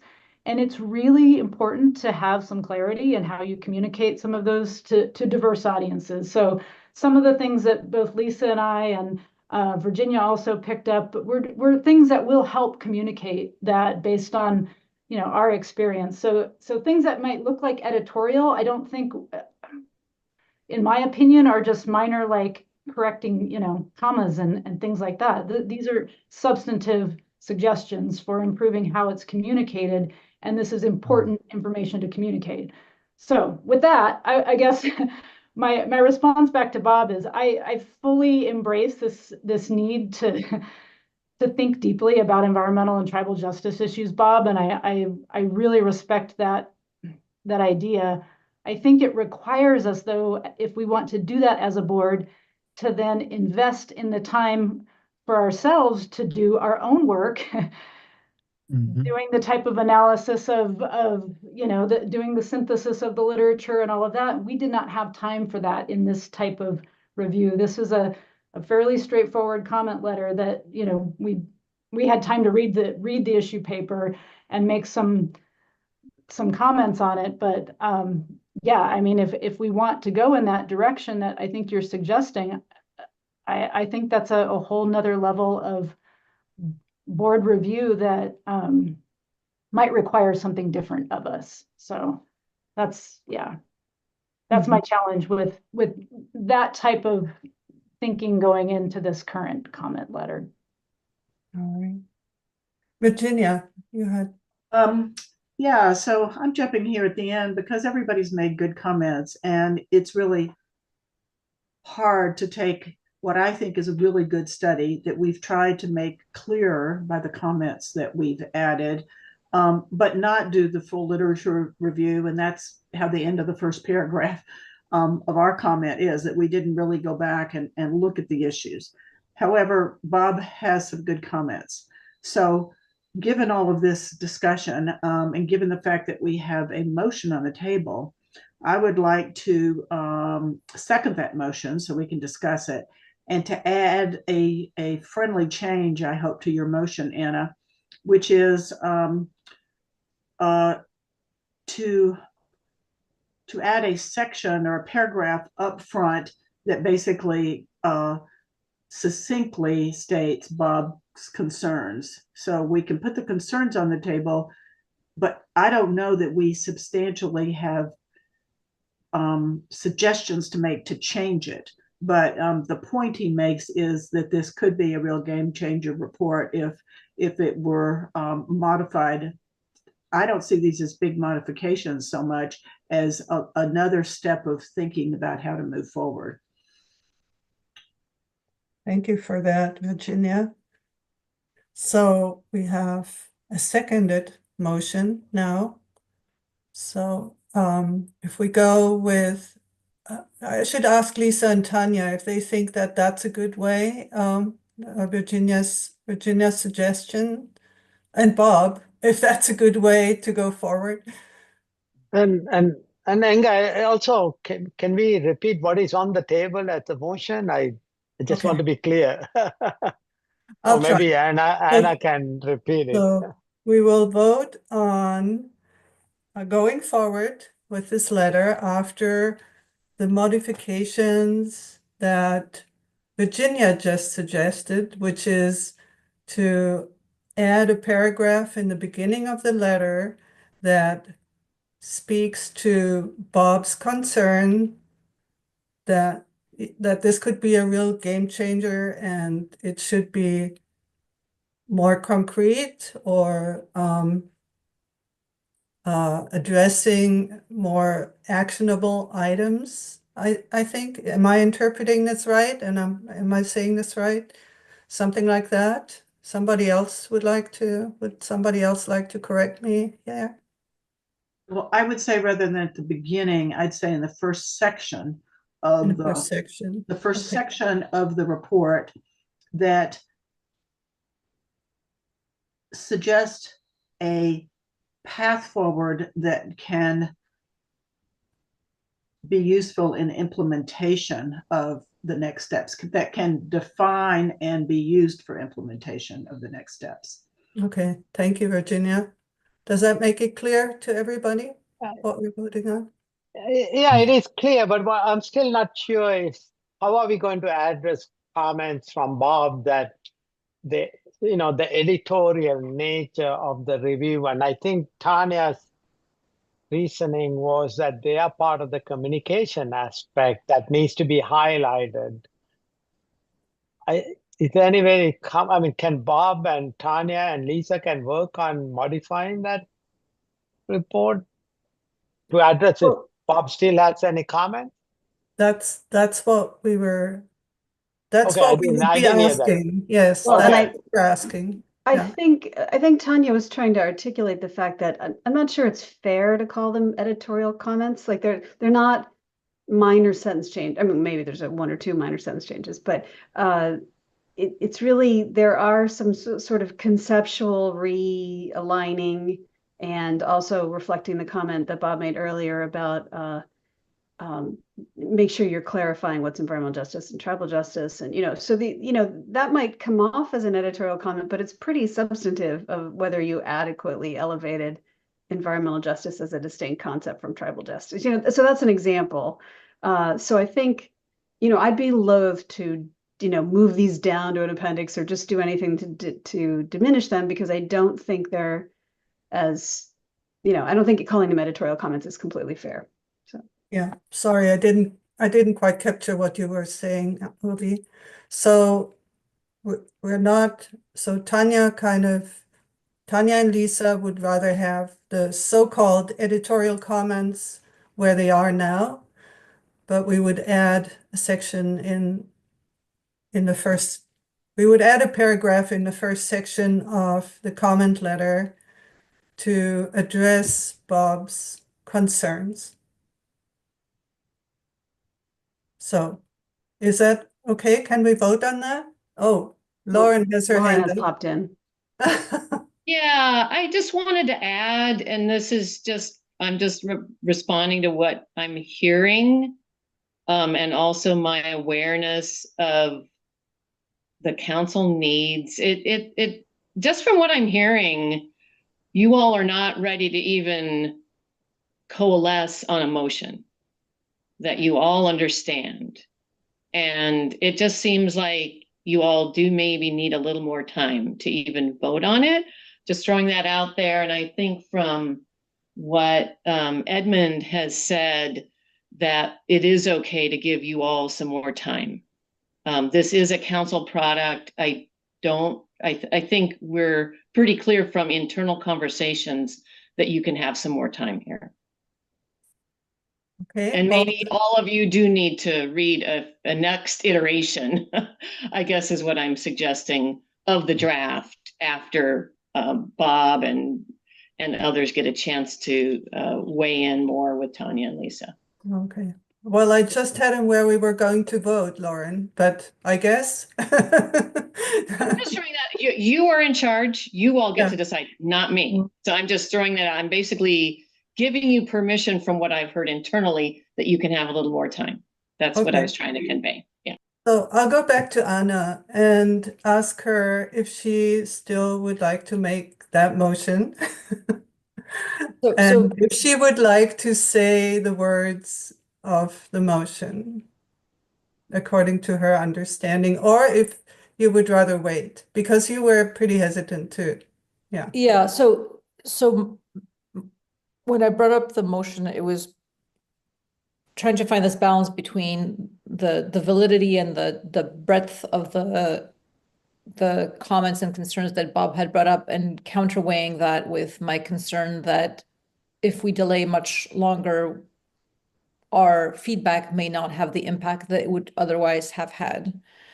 However, based on what Lauren is saying, perhaps that is not as much of a concern. In other words, that even if this letter is not submitted until after our next meeting, that it can still be substantively addressed by the authors of the report as they revise it. And so I'm happy to restate the motion and leave it on the table, but just to be open, given what Lauren said, my personal inclination is now that it does sound like some level of iteration between Bob and the main authors of the letter might be helpful, and then we could look at a revised one in December. So I'm happy to leave the motion on the table if folks want to vote on it, or I can withdraw the motion if we want to go that route. Now I would like to ask the authors again, because they all gave me the thumbs up after Virginia made her suggestion. So I felt like everybody felt like they could adjust the letter so that, you know, Bob's comments were addressed and satisfied. So yeah, I'm just swayed by Lauren's comment, but it sounds like Bob has his hand up again. Yeah, Bob. No, Bob. I would suggest that give us a few days, and give me a few days. You know, I just got back and I need a few days to really think about it as well. And I'll come up with some suggestions for Lisa and Tanya by Tuesday or Wednesday. They probably should. I don't think they'll be terribly onerous by any means, but hopefully add some aspects to our letter that would be useful for the council. And we'll come up with a workable revision, and perhaps we can get it, you know, Tanya and Lisa can get it out to everybody, a revision, in a week or so, and, you know, so folks can respond to it, and we can go from there. From what Lauren said, it doesn't sound like, you know, that this has to be in tomorrow. And if we've got an extra week or two, let's use it, and we'll come up with something that's better, that feels good to me as well as all of you. All right? Well, no, that doesn't answer my question, because we either vote today or we decide to vote in December. So on it. Well, here's what I was expecting Anna to say, because Anna laid out this tension of better to have a higher impact by getting it done sooner rather than later versus having the time to make sure the board all sees what we add. And given that Lauren basically says it's not as time sensitive as we originally thought, I think the answer is obviously to wait. Okay. I agree with that. If we have the choice, let's wait and see what the revised letters looks like, and then vote in December. All right.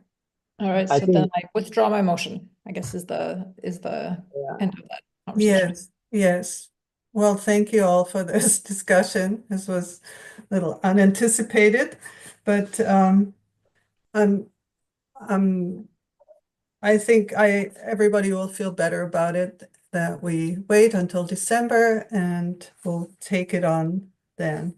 And we'll have plenty of time to review, I think. And that's good. All right. So are there any more public comments, Edmund, on this topic? There are none.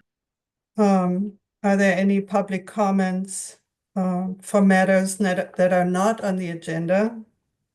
There are none. Right. Well, then, I'm just going to go over what we can expect for the next, for the upcoming Delta ISB meetings. December 3rd and 4th is our next in-person meeting. And we will have a tour of the Lookout Slough and Tides End, which will be exciting since it's a new restoration project. More details will become available as we get closer to the date. On day 2, we'll have updates on the current reviews. We will discuss public comments and finalize the prospectus on emerging climate research on the Emerging Climate Research Symposium. We will have a discussion on Delta Adapts, which is supposed to come out this month. And a presentation by Andrew Schwartz from DWR on the State Water Project Delivery Capability Report. And obviously, we will decide on this letter that we just discussed, on this review letter for the environmental justice report. In January, which is going to be an online meeting, we will have council chair and executive officer reports, and we don't have any presentations that are confirmed so far, but there are several that staff is trying to arrange for us. Are there any more public comments on any of this, Edmund? There were none. Yeah, and I had a real quick comment on December meeting. I know we have the climate workshop on the agenda. I was wondering if we could have some initial conversation on the structure of the workshop, and because we have to decide on who we're going to invite. We have a spreadsheet being built on who should be invited or the candidates for our panels or speakers. So it'd be nice to have a brief discussion on the structure of the workshop for the climate, because we have to start inviting them by, during December, I think. All right, it's noted, I'm sure. Edmund, do you want to review? Sorry, I forgot to ask you to review the items for follow-up from this meeting. I think it's yeah, so just really brief follow-up items. I think there's just 2 pretty main ones. The first one is the EJ Justice Paper comment letter. Bob will take a look at the strategies and the goals to make sure and see if he wants to add anything to the letter, and then the board will get a revised letter to discuss in December. And then the other major follow-up item, Obe just mentioned adding an agenda item for December about structuring the climate workshop, and then we also have a follow-up item of having Lisamarie schedule another discussion about the collaboratory based also on Virginia Dale's comments about providing more concrete examples. So that's all for my list today. And there are no public comments on this agenda item. Thank you very much, Edmund. And thank you all for being here and for lively discussions, and have a good rest of your day. So I'll adjourn the meeting at this point. Bye-bye. Bye. Bye.